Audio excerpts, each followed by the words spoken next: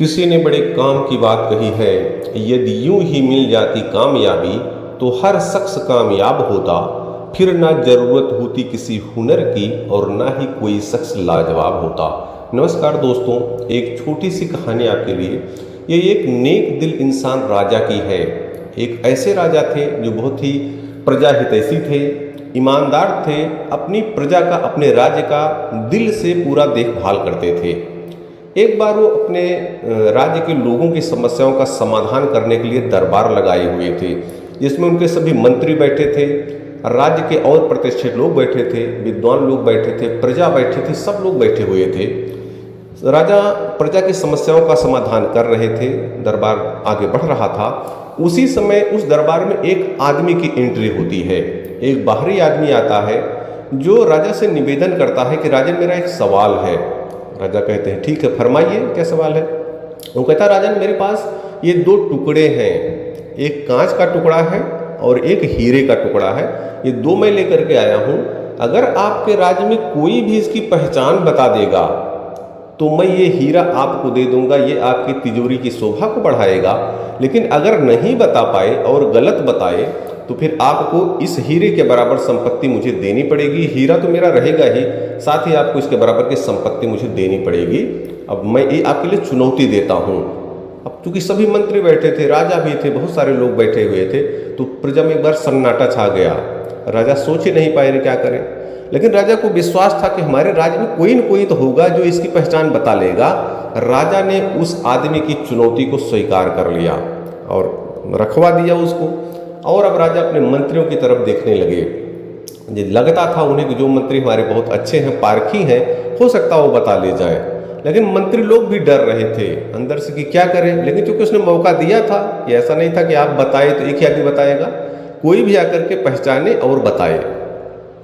मौका सबको मिल रहा था। अब कुछ मंत्री लोग जो अपने को अच्छा मानते थे आए और उसको पहचानने की कोशिश करने लगे। लेकिन वो मन में डाउट होता था, उठाते तो थे, उसको देखते थे अच्छे से, लेकिन वो नहीं बता पाते थे किसको बताएं। डर लगता था कहीं गलत ना हो जाए। उसको छुए, बहुत सारे लोग छू करके बैठ जाते, बताते नहीं। फिर ऐसे बहुत सारे लोग बताए, जो विद्वान लोग बैठे थे, राज्य के प्रतिष्ठित लोग और बैठे थे, वो सब भी कोशिश तो की, लेकिन कोई निर्णय अपना नहीं दिया। अब राजा भी धीरे धीरे सोच में पड़ गए कि क्या होगा, लग रहा है हमारा निर्णय गलत हो जाएगा, कोई बता नहीं पाएगा तो राज्य को नुकसान हो जाएगा। लेकिन अभी भी राजा को यकीन था कुछ तो होगा चमत्कार। अब देखते इसी बीच में जो आगे जनता बैठी हुई थी उसके बीच से एक वृद्ध आदमी थे, वो चलते हुए आए और खड़े हुए। राजन, मेरी गुजारिश है कि एक मौका मुझे दिया जाए। लोग उनकी तरफ देखने लगे। वो संयोग से उनको आंखों से कोई दिखता भी नहीं था, अंधे थे। उनको पकड़ करके एक आदमी ले आए और उन्होंने राजा से कहा कि राजन, मुझे एक बार मौका दीजिए, मैं दोनों हीरो को पहचान सकता हूँ। और वो आदमी जाते हैं, हीरो को, चूंकि वो अंधे थे तो देख भी नहीं सकते थे, उन्होंने दोनों हीरो को छुआ और छूने के क्षणिक ही, थोड़े से एक पल भर में ही उन्होंने बता दिया कि ये हीरा है और ये कांच का टुकड़ा, असली हीरा यही। ये उठा करके उन्होंने दिखा दिया। अब जो आदमी बाहर वाला आया था वो भी आया, देखा और उसने भी कहा यही हीरा है। अब पूरे दरबार में जितने लोग थे सब तालियां बजाने लगे उन वृद्ध आदमी के लिए। तालियां बजाए और राजा भी उठ करके खड़े हो गए और सम्मान के साथ राजा ने उनको अपने पास बुलाया और उनसे पूछा कि यह बताइए, इतनी पूरी महफिल सजी हुई है, कोई नहीं बता पाया, आपने चमत्कार कैसे किया, आपने कैसे यह जान लिया कि असली हीरा यही है। उन्होंने कहा, राजन, मैं बचपन से अंधा हूँ, मैं देख नहीं सकता, तो मेरे लिए हीरे की चमक और कांच की चमक से कोई मतलब नहीं है। मैं तो सिर्फ मैं यह जानता था कि कांच जो है बहुत जल्दी गर्म हो जाता है और हीरा गर्म नहीं होता और ठंडा ही बना रहता है। इसलिए मैंने जब छुआ उसको तो जो कांच था वो मुझे गर्म लगा और दूसरा ठंडा लगा, मैंने तुरंत बता दिया। और उनके इस जवाब को सुन करके लोग और तालियां बजाने लगे। और राजा के जो राजा ने चुनौती स्वीकार की थी, राजा ने भगवान को भी धन्यवाद दिया कि चलिए भगवान, आपकी कृपा से हमारे दरबार में कोई तो ऐसा है, हमारे राज्य में कोई तो ऐसा है जिसने आज हमारी साख बचा ली और इसके साथ पैसे भी बचा लिए। और उन जो वृद्ध आदमी थे जिन्होंने बताया, उनको राजा ने बहुत सारा सम्मान दिया, सम्मान के साथ पैसे भी दिया और उनको विदा किया। दोस्तों, ये छोटी सी कहानी, इसका सार स्पष्ट है हम सभी के लिए कि हीरा और कांच ऐसे लोग भी हमारे समाज में पाए जाते हैं। अगर आपको असली हीरा बनना है तो आपको हर परिस्थिति में ठंडा होना होगा। हीरे जैसी अगर कीमत आपको अपनी बनानी है तो आपको हीरे जैसा ठंडा भी होना होगा। किसी भी परिस्थिति में बहुत सोच विचार करके निर्णय लेना होगा। आप देखते हैं समाज में बहुत सारे लोग बहुत जल्दी गर्म हो जाते हैं, वो कांच के जैसे हैं जिनकी कीमत कांच के जैसी ही रहेगी। यदि आपको हीरे जैसा बनना है तो आपको अपने को तपाना होगा, अपनी आदतों को बदलना होगा और जो भी नैतिक गुण हैं उनको अपने अंदर ढालना होगा, तभी आप हीरे जैसे मूल्यवान बन सकते हैं। कोशिश कीजिए, यह काम आसान नहीं है। कोई भी बोलता है हमको गुस्सा आ जाता है, हमारे फायदे से अलग, जैसे हमको लगता है कि हमारा इससे नुकसान हो जाएगा और कोई नुकसान करता हम तुरंत गुस्से में आ जाते हैं। ध्यान रखना है कि हम अगर गुस्से में आ जाएंगे तो हम कांच के टुकड़े जैसे हो जाएंगे। अगर हीरे जैसा बनना है तो आपको शांत रहना होगा। दोस्तों, भगवान ने हम लोगों को समझ दे रखी है। यह कहानी भी आप अगर सुन रहे हैं तो हो सकता है ये आपके लिए एक मौका है हीरा बनने का, अपने को हीरे जैसे तराशने का। तब भगवान ने बहुत सारी चीज़ें आपको दी हैं। अपनी ईमानदार पूर्ण मेहनत के साथ, अच्छी सोच के साथ भगवान ने जो कुछ भी आपको दिया है उन सभी चीज़ों के प्रति कृतज्ञता का भाव अपनाइए और अपने जीवन को बेहतर से बेहतरीन बनाइए। याद रखिए, ऊपर वाले ना भूलते हैं ना भूल करते हैं, वह आपके प्रत्येक कर्म का फल अवश्य देते हैं। बहुत बहुत धन्यवाद। किसी ने बड़े काम की बात कही है, खतरा दुश्मनों से नहीं आसपास के लोगों से है, क्योंकि नाव बाहर के पानी से नहीं अंदर के छेद के कारण डूबती है। नमस्कार दोस्तों, एक छोटी सी कहानी आपके लिए। यह गुरुकुल से जुड़ी हुई है। गुरुकुल में सभी विद्यार्थी पढ़ रहे थे, उनकी परीक्षाएं समाप्त हो गईं। अब सभी बच्चे आपस में बात कर रहे थे कि परीक्षा समाप्त हो गई, अब हम लोग अपने घर चलेंगे। तो एक दिन गुरुजी ने, आचार्य ने सब बच्चों को आमंत्रित किया। एक दिन बताया शाम को कि कल सुबह सभी बच्चे इकट्ठा होंगे। अब बच्चों के मन में तमाम विचार चलने लगे, गुरुजी शायद हम लोग जाने का समय हो गया, कुछ पुरस्कार देंगे, कुछ तोहफा देंगे हम लोगों को जाने से पहले। और सभी इसी जिज्ञासा में सभी बच्चे सुबह एकदम जल्दी उठ करके तैयार हो गए। गुरुजी पहले से वहाँ खड़े थे, सभी बच्चे आ गए। उन्होंने, गुरुजी ने, आचार्य जो थे उन्होंने संबोधित करते हुए कहा कि प्यारे शिष्यों, आप लोग पूरे समय, पूरे वर्ष भर तल्लीनता से यहाँ पर पढ़ते रहे, बहुत सारी चीज़ें आपको बताई गई हैं। अब ये आप यहाँ से बाहर जा रहे हैं, अब समय है कि आप उनको अपने जीवन में उतारेंगे और उनसे अपने जीवन में फ़ायदा उठाएंगे। सभी शिष्य तैयार हो गए। तो गुरुजी ने कहा कि आपको हमें कुछ तो देना है, कुछ तोहफा देना है, लेकिन वो मैं दूँ, इससे पहले आपको एक दौड़ से गुजरना होगा। गुरुजी ने कहा आपको एक छोटी सी दौड़ में भाग लेना है। आप लोग एक साथ जाएंगे, कोशिश कीजिएगा साथ में चलते रहिएगा और रास्ते में आपको एक सुरंग मिलेगी, तो ध्यान रखिएगा, घबराइएगा मत, आप सुरंग से भी आराम से पार कर जाएंगे। जो भी समस्याएं आए, जो भी चीज़ें आपने सीखी है, उन सीखों के द्वारा उनका निवारण करने का प्रयास कीजिएगा। सभी शिष्य तैयार हो गए, दौड़ शुरू हो गई। सभी शिष्य दौड़ने लगे, एक साथ में दौड़ रहे क्योंकि आचार्य का निर्देश है। जब दौड़ते दौड़ते जब वो सुरंग के पास पहुँचे तो सुरंग में घुसते हुए उनको, बच्चों को महसूस हुआ कि पैरों में कुछ चुभ रहा है, कुछ पत्थर हैं वहाँ पे। तब कुछ बचा करके चलने लगे और कुछ लोग ऐसे थे जो उन पत्थरों को थोड़ा सा साइड में करने लगे कि भाई पीछे वाले हमारे जो आ रहे हैं उनको दिक्कत नहीं आए। और उसी में से कुछ शिष्य ऐसे थे जिन्होंने अपने पत्थरों को थोड़ा सा उठा लिया, दो चार पत्थर जो भी हाथ में पकड़ सकते थे उन्होंने उठा लिया, कुछ जेब में डाला, और इसलिए उठा लिया कि पत्थर रहे नहीं, ताकि हमारे पीछे आने वाले एक दिन इस समस्या से मुक्त रहे, वो आराम से अपनी दौड़ को कर पाएँ। दौड़ समाप्त हो, धीरे धीरे सुरंग से बाहर आ गए सब लोग और फिर पुनः दौड़ समाप्त हुई, सब आचार्य के पास पहुंच गए। तो आचार्य, जब सभी लोग आ गए तो आचार्य ने कहा कुछ लोग बहुत जल्दी आ गए और कुछ लोग इसमें पिछड़ गए, इसका कारण क्या है? और उन्होंने बाद में उनसे कहा कि जो लोग पीछे आए, आप जब सुरंग में पहुंचोगे कुछ हुआ होगा, जो पीछे आ गए वो इस साइड में आ जाएं, इधर साइड में आ जाएं, जो फर्स्ट में आए थे वो इस साइड में आ जाएं। 3 कैटेगरी बना दिया उन्होंने समय के हिसाब से। जो लोग पहले आए थे एक ए कैटेगरी वाले, फिर मध्यम वाले, फिर सी कैटेगरी, ABC 3 कैटेगरी में लोगों को बांट दिया। और अब गुरुदेव ने पूछा कि आप लोग कैसे पहले चले आए?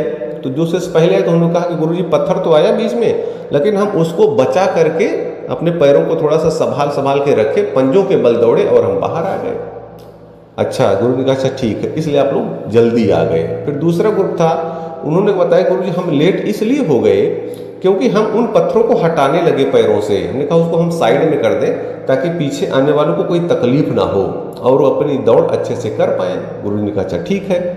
फिर तीसरे ग्रुप वाले से जब पूछा तो उन्होंने कहा गुरु जी हम हटाए नहीं, हम तो पत्थरों को उठा करके बटोरने लगे, कुछ जेब में रख लिया कि पत्थर ही हट जाए पूरा, ताकि किसी को कोई समस्या नहीं हो। अब जो आगे गुरुजी ने कहा उसको ध्यान से सुनिए। गुरुजी ने कहा कि जो आपने पत्थर लिया है वो इधर लेकर के आइए, अपने जेब से भी निकालिए। अब गुरुजी ने वो पत्थर हाथ में ले लिया और उन्होंने कहा, पत्थर चूंकि बहुत छोटे छोटे थे, बहुत बड़े नहीं थे, उन्होंने कहा कि ये परीक्षा थी, मुझे कुछ देना था, तो ये पत्थर नहीं ये हीरे हैं और ये हमने ही सुरंग में डलवाए थे और इसलिए डलवाए थे, वो आपकी परीक्षा के लिए डलवाए गए थे। ये 3 कैटेगरी बनी हुई। देखिए जिन लोगों ने दूसरों की समस्याओं का पूरी तरह निवारण करने का प्रयास किया, उन्होंने पत्थरों को उठा लिया, आज उनके पास बहुमूल्य हीरे हैं। और जो लोग साइड में किए वो पिछड़े तो, लेकिन उन्हें भी कुछ तो मिला, उनको जीवन में कुछ तो मिलेगा, ऐसा नहीं है। लेकिन जो पहली कैटेगरी वाले हैं जिन्होंने एकदम इग्नोर कर दिया, आप जीवन के क्षेत्र में जब यहाँ से बाहर जाएंगे तो आपको सफलता प्राप्त करने में बहुत एक दिक्कतें आएंगी, क्योंकि आप लोगों ने जो साल भर हमने सिखाया उसको सिर्फ सुना, उसको अपने जीवन में इम्प्लीमेंट नहीं किया। और इन लोगों ने जो ये पत्थर पा गए, हीरे पा गए, इन लोगों ने उन गुणों को पूरी तरह से इम्प्लीमेंट किया, अपने जीवन में लागू किया और आज देखिए वो हीरे को प्राप्त करके अपने घर जा रहे हैं, उनकी ज़िंदगी अच्छी बन जाएगी। हालांकि ऐसे लोगों की संख्या जो इस तरह थी उनकी संख्या बहुत ही कम थी। और फिर गुरु जी ने जो दूसरी कैटेगरी के लोग थे उनको भी कुछ अपनी तरफ से एक एक पत्थर या जो भी हीरा था कुछ अपनी तरफ से पुरस्कार दिया, लेकिन फर्स्ट कैटेगरी वालों को उन्होंने सावधान करके विदा कर दिया। दोस्तों ये छोटी सी कहानी यह हम सबके लिए भी एक सीख देती है। इसका सार स्पष्ट है कि जीवन में हम लोग भी ये सभी अच्छे गुणों को जानते हैं। हमें दूसरों की मदद करनी चाहिए, किसी की सहायता करनी चाहिए, गरीबों को कुछ न कुछ दे देना चाहिए, ऐसे हम सब जानते हैं। लेकिन हम करते कितना हैं? जीवन के क्षेत्र में हम परोपकार कितना कर पाते हैं, दूसरों की मदद कितना कर पाते हैं और अपना त्याग करके दूसरों की मदद कैसे कर पाते हैं? थोड़ा सा अपना मूल्यांकन कीजिए कि क्या हम अपने जीवन में उन गुणों को अपना रहे हैं। बताना बहुत आसान होता है, बहुत बार हम बताते रहते, बोलते रहते हैं कि ये काम करना चाहिए, इससे हमें यह फायदा होगा, लेकिन जब वो समय आता है तो हम वो सब गुणों को भूल जाते हैं। याद रखिए आप भूल तो सकते हैं लेकिन जो जीवन है, जो ब्रह्मांड है वो नहीं भूलता। वही बातें सब आपको बताता रहता हूँ। तो इसलिए जीवन में अगर आपको आगे जाना है तो जो भी गुण आपने सीखा है उनको अपने जीवन में इम्प्लीमेंट कीजिए। यकीन मानिए कि अगर एक भी अच्छा गुण आपने अपने जीवन में अपना लिया और उसको अच्छे तरीके से उसका पालन किया तो आपकी ज़िंदगी संवरती चली जाएगी और आप सफलता के शिखर की तरफ बढ़ते चले जाएंगे। भगवान ने यह समझ आपको दे रखी है और जो आपको बार बार बताता रहता हूँ, कृतज्ञ रहिए। जो भी चीज़ें भगवान ने आपको दी हैं उन चीज़ों के प्रति कृतज्ञ रहिए और अगर आप कृतज्ञ रहेंगे तो वो चीज़ें आपके जीवन में कई गुना होकर के वापस आएंगे। तो आप भगवान ने जो कुछ भी आपको दिया है उन सभी चीज़ों के प्रति कृतज्ञता का भाव बनाइए और अपने जीवन को बेहतर से बेहतरीन बनाइए। याद रखिए ऊपर वाले ना भूलते हैं ना भूल करते हैं, वह आपके प्रत्येक कर्म का फल अवश्य देते हैं। बहुत बहुत धन्यवाद। किसी ने बड़ी काम की बात कही है, हर कोई आपको नहीं समझ सकता और हर किसी को आप समझा भी नहीं सकते, बस यही जिंदगी है। इसलिए जो आपकी बात समझे उसे समझाइए और जो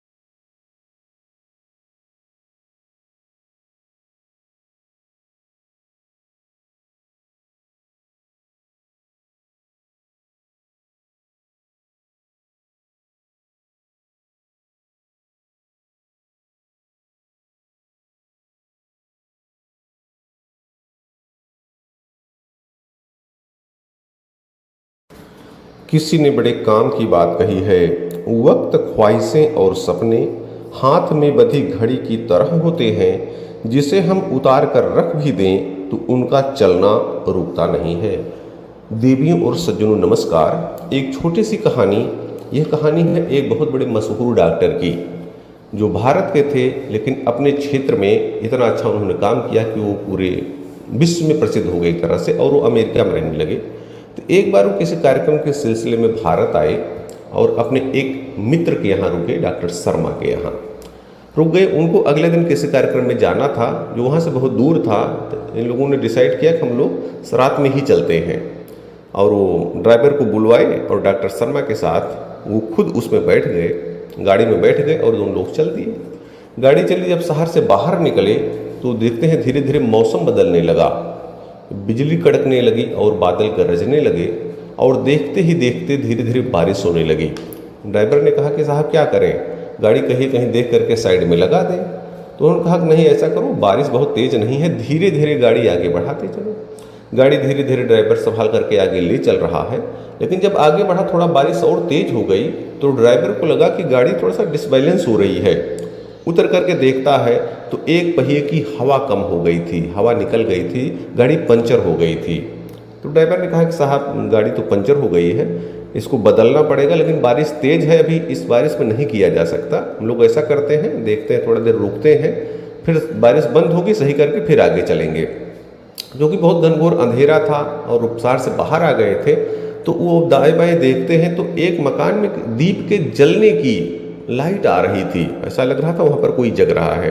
ड्राइवर ने कहा साहब ये बगल में ही है, चल के वहाँ पर बैठ जाते हैं, थोड़ी देर बारिश बंद हो जाएगी।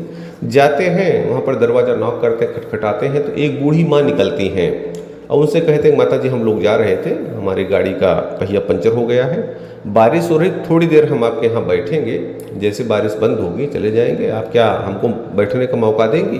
वो माता खुश होती है, नहीं भैया आइए बेटा बैठिए। आप लोग बैठ जाते हैं वहाँ। जब तीनों लोग बैठते हैं तो देखते हैं कि माँ जी वहाँ अकेले ही दिख रही, कोई है नहीं। लेकिन थोड़ी दूर देखते हैं एक बेड है, उस पर एक बच्चा लेटा हुआ है।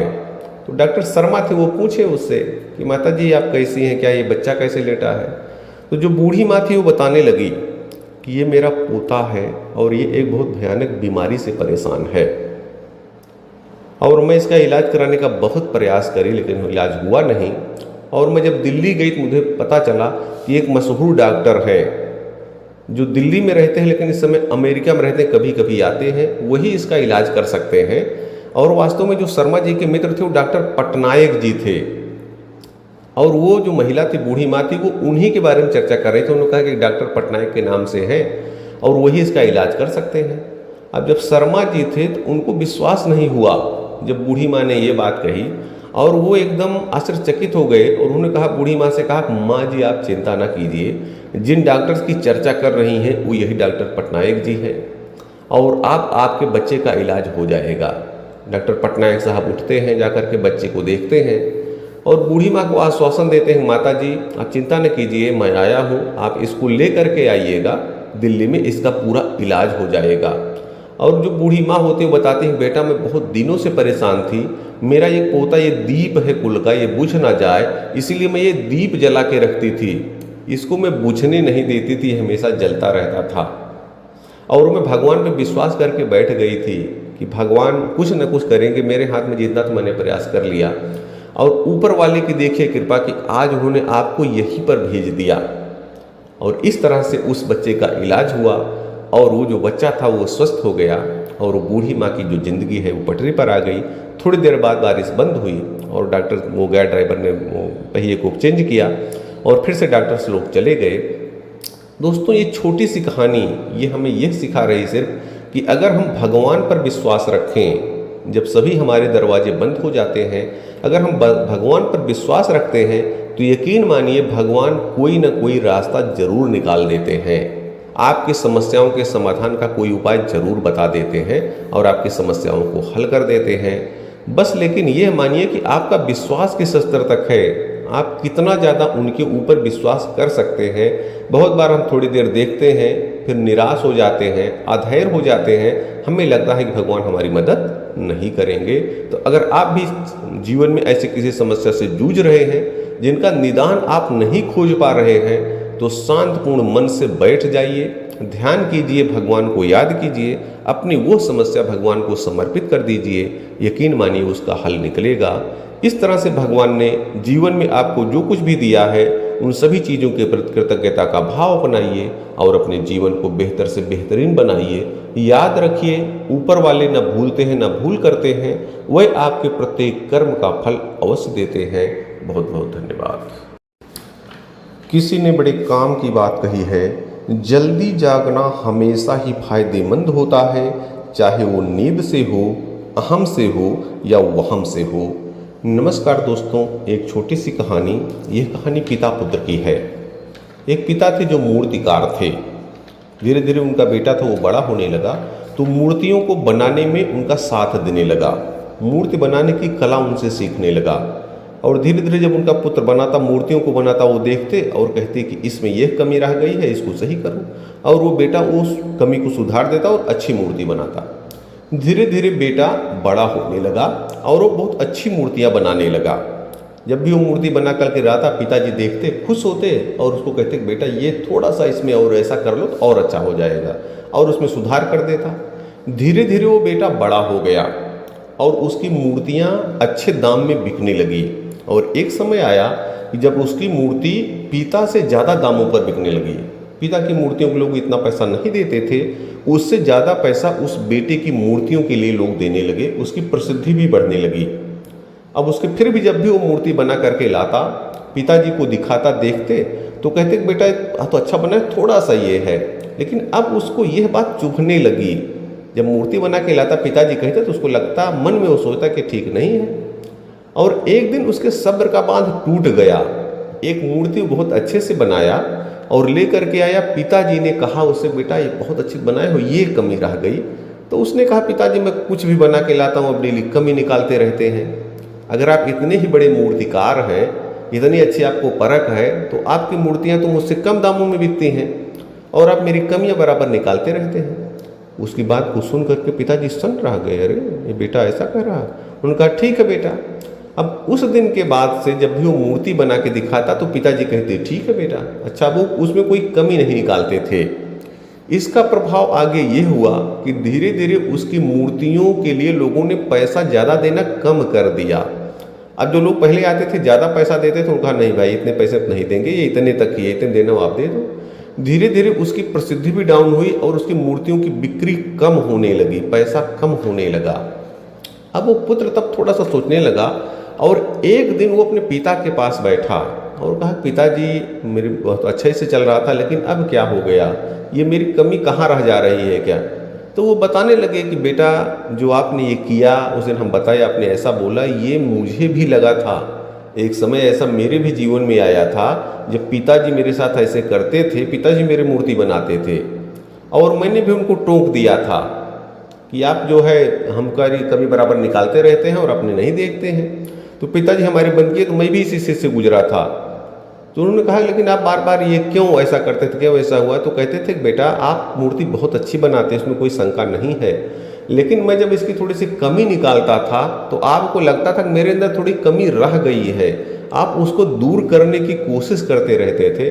लेकिन जिस दिन आपने यह मान लिया कि 100% मैं एकदम सही हूँ, मैं मूर्तियों को बहुत अच्छे तरीके से बना रहा हूँ, तो आपने आगे बढ़ने की प्रवृत्ति छोड़ दी। आपको लगा मैं एकदम फिट हूँ, मैं क्यों सीखूँ कुछ। और जब आप कुछ सीखेंगे नहीं, कुछ अच्छा करेंगे नहीं, तो लोग नहीं आएंगे, लोग मूर्तियों को नहीं खरीदेंगे। इसलिए अगर जीवन में आगे बढ़ते रहना है तो कुछ ना कुछ इस तरह की चीज़ों को होना चाहिए, कुछ ना कुछ आपको करना ही होगा। तो बेटा चूंकि दुखी था, उसने कहा पिताजी गलती तो हो गई, अब क्या करें, जीवन में हम कैसे करें कि हमारी मूर्तियाँ फिर वैसे ही बिकने लगे। तो पिताजी ने उसको एक शब्द में उत्तर दिया और वो शब्द ध्यान से सुनिएगा। उन्होंने कहा कि असंतुष्ट रहना सीख लो। किससे? अपने से, अपनी योग्यता से, अपने कामों से थोड़ा सा असंतुष्ट रहना सीखो। इस रूप में मेरे काम में थोड़ी सी कमी है, तब आप अपने उस काम को और अच्छे तरीके से करते जाओगे और हमेशा बेहतरी के लिए आप प्रयास करते रहोगे। और बेटे ने पिता की बात मान ली। धीरे धीरे अब फिर वो उसी तरह से उसने पिताजी के चरणों पर पड़ा और आग्रह किया पिताजी आज के बाद से फिर मैं जब भी कोई मूर्ति बनाऊं आप मेरे ऊपर कृपा रखिए और उसके बारे में कुछ ना कुछ कमी बताइए ताकि मैं अपनी योग्यताओं को बढ़ा सकूं और आगे अपना काम अच्छे तरीके से कर सकूं।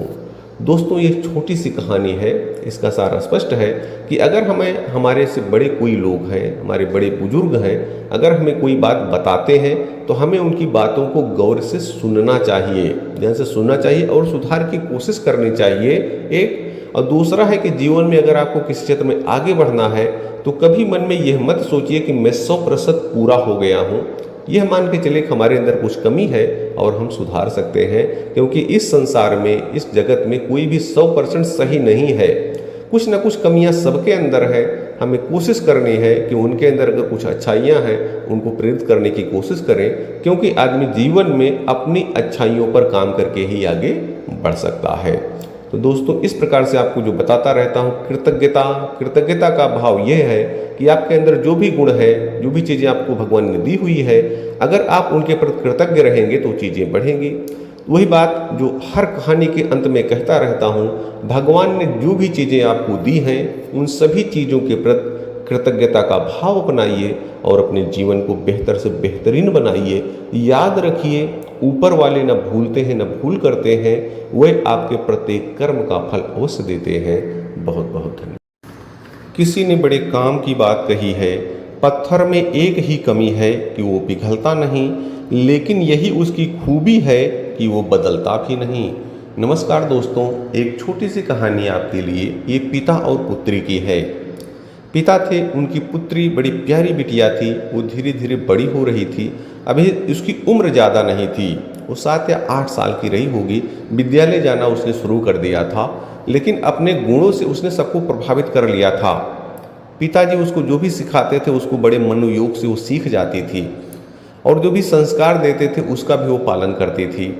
विद्यालय में पीटीसी होता था, उसमें भी वो जाते थे, और वो अपनी बेटी की जब टीचर्स उसके बखान करते थे, आपकी बेटिया बहुत प्यारी, तो उनको बहुत अच्छा लगता था।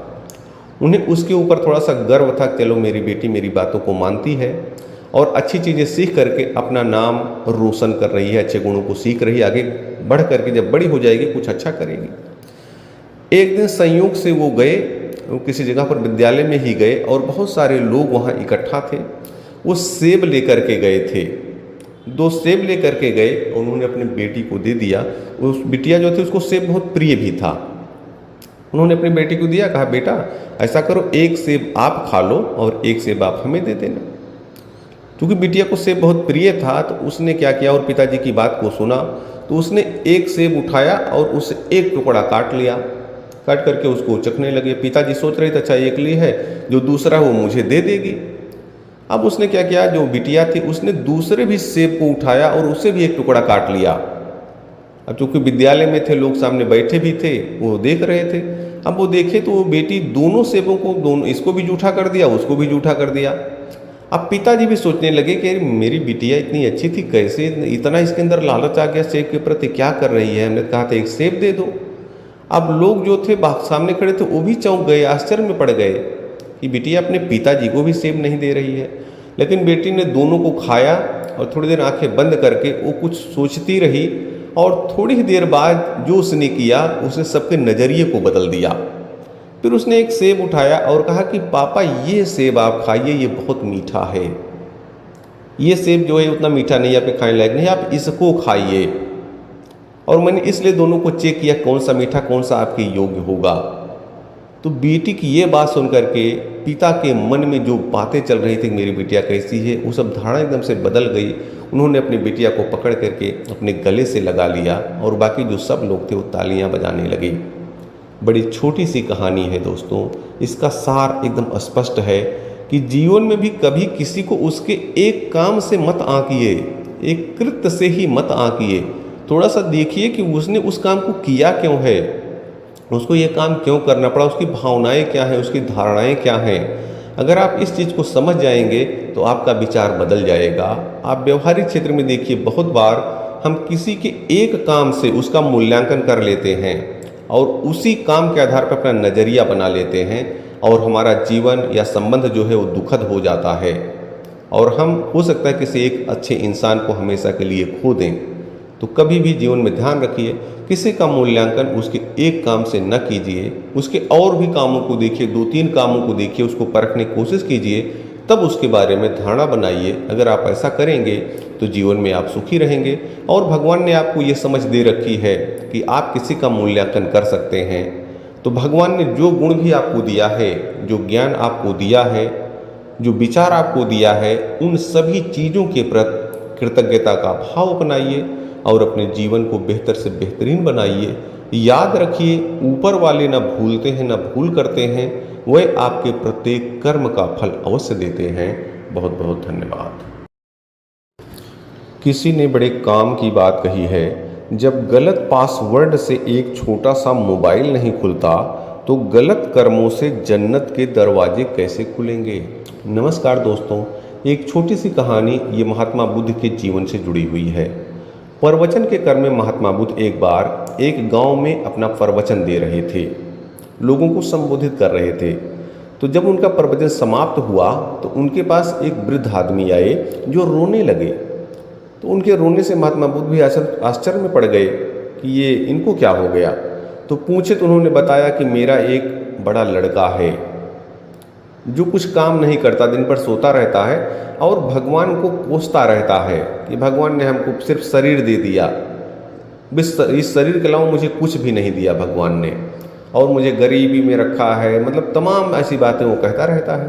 तो महात्मा बुद्ध ने कहा कि रोइए मत, उसको मेरे पास ले आइए। तो उन्होंने कहा कि नहीं, आपके पास तो आएगा, लेकिन मुझे डर है कि आपको भी कुछ कह ना दे। पहली बात तो आएगा नहीं, अगर मान लो आ गया तो इतना उल्टा बोलता है कि आपको भी कुछ ना कुछ उल्टा बोल देगा।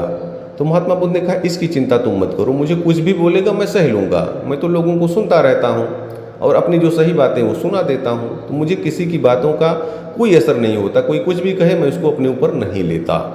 अब 2-3 लोगों को महात्मा बुद्ध ने और भेजा, अपने शिष्यों को भेजा, उनके साथ कहा जाओ इनकी बेटी को ले आओ। गए सब, वो बेटा जो है सो रहा था, उसको जगाए तो उसने कहा कि नहीं, मैं किसी साधु महात्मा विश्वास नहीं करता, मैं किसी के पास नहीं जाऊंगा, मुझे क्या देंगे, अभी मुझे प्रवचन सुनाएंगे, तुम ऐसे करो वैसे करो, मैं नहीं जाऊंगा। लेकिन जब उनके साथ के शिष्य लोग थे, उन्होंने कहा कि वो महात्मा बुद्ध तुम्हारी हर समस्या का हल कर देंगे, तुम्हारी जो भी समस्या उसका समाधान कर देंगे, तुम चलो एक बार, अगर नहीं होगा तुम चले आना। जब लोगों ने ज़्यादा कहा तब वो तैयार हो गया और आया, महात्मा बुद्ध के सामने आया, ऐसे खड़ा हो गया।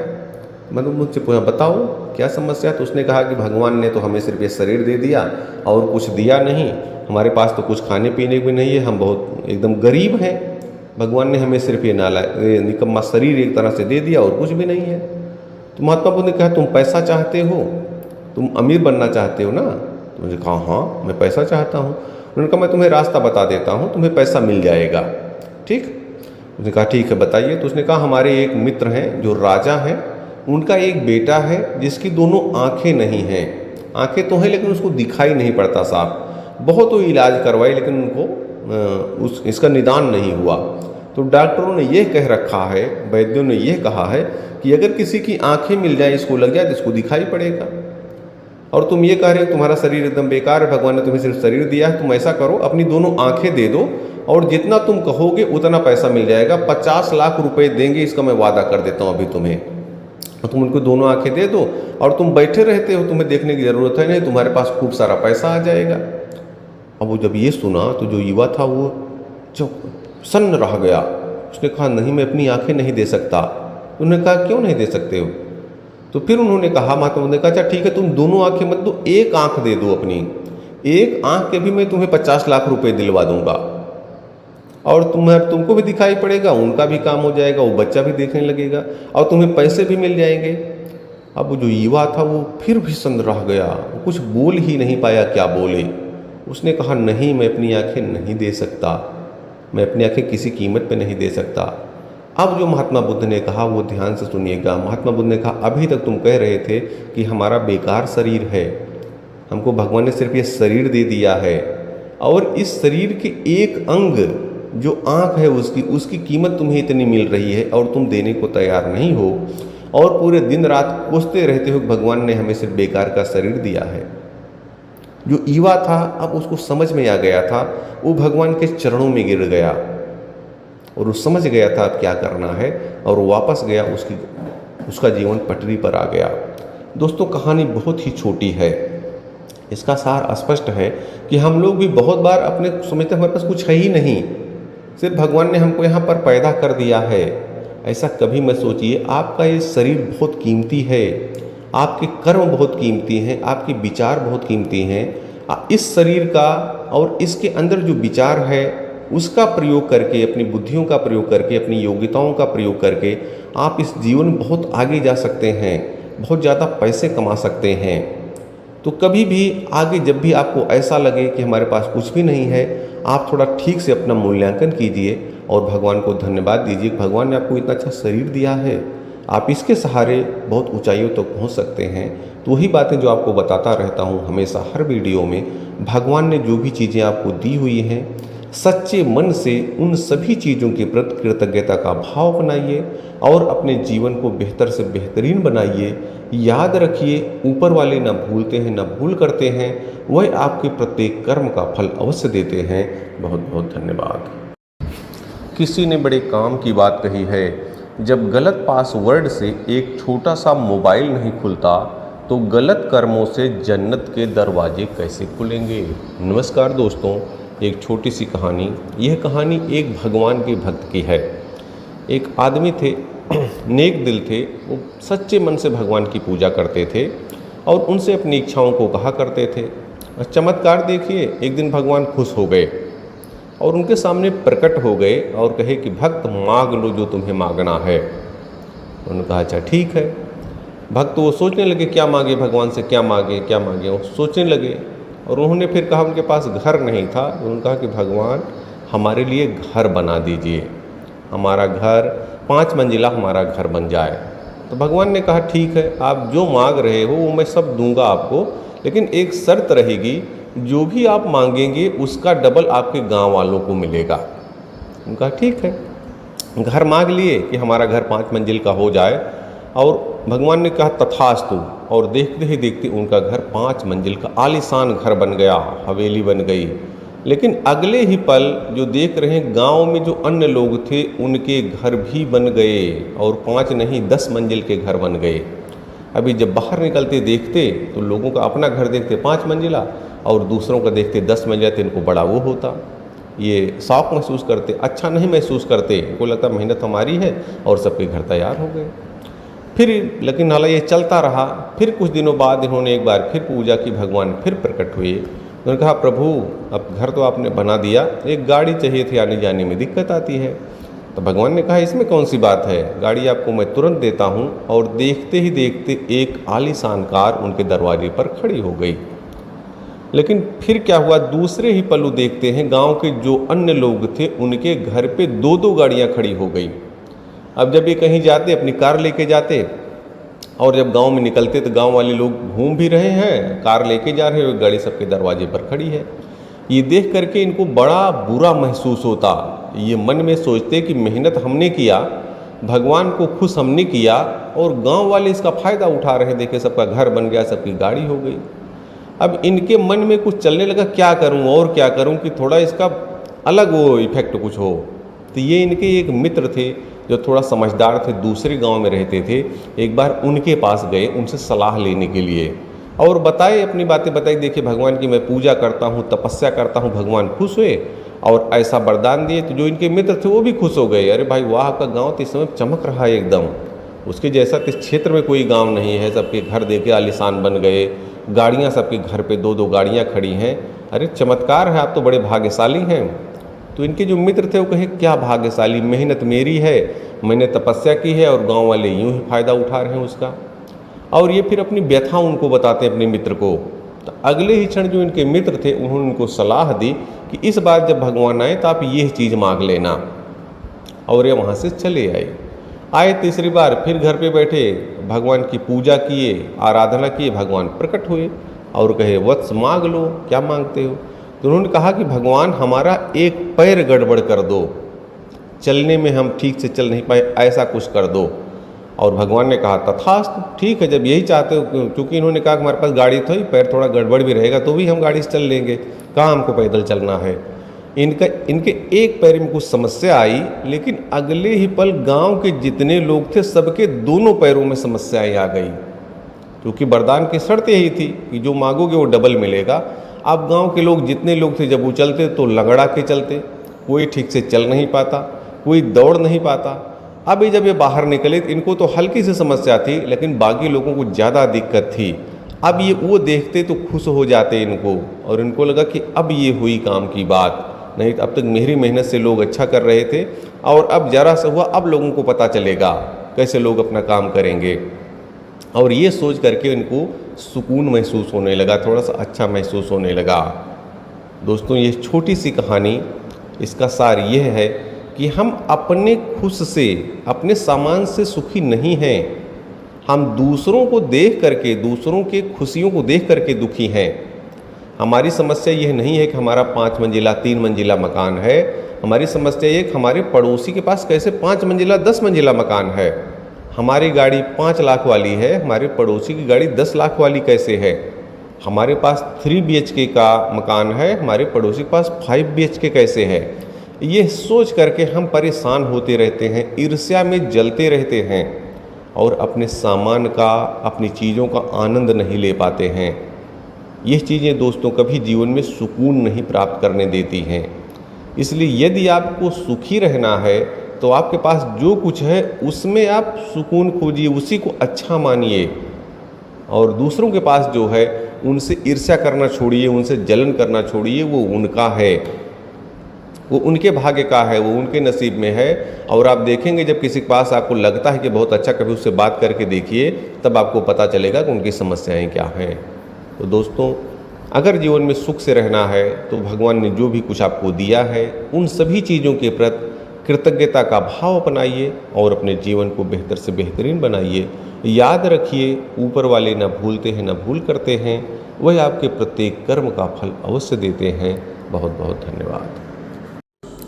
किसी ने बड़े काम की बात कही है, ईश्वर का भक्त होने का मतलब ये नहीं है कि तुम गिरोगे नहीं। इसका मतलब ये है कि जब भी तुम गिरोगे वो तुम्हें संभाल लेंगे। नमस्कार दोस्तों, एक छोटी सी कहानी, ये बहुत अमीर आदमी की कहानी है।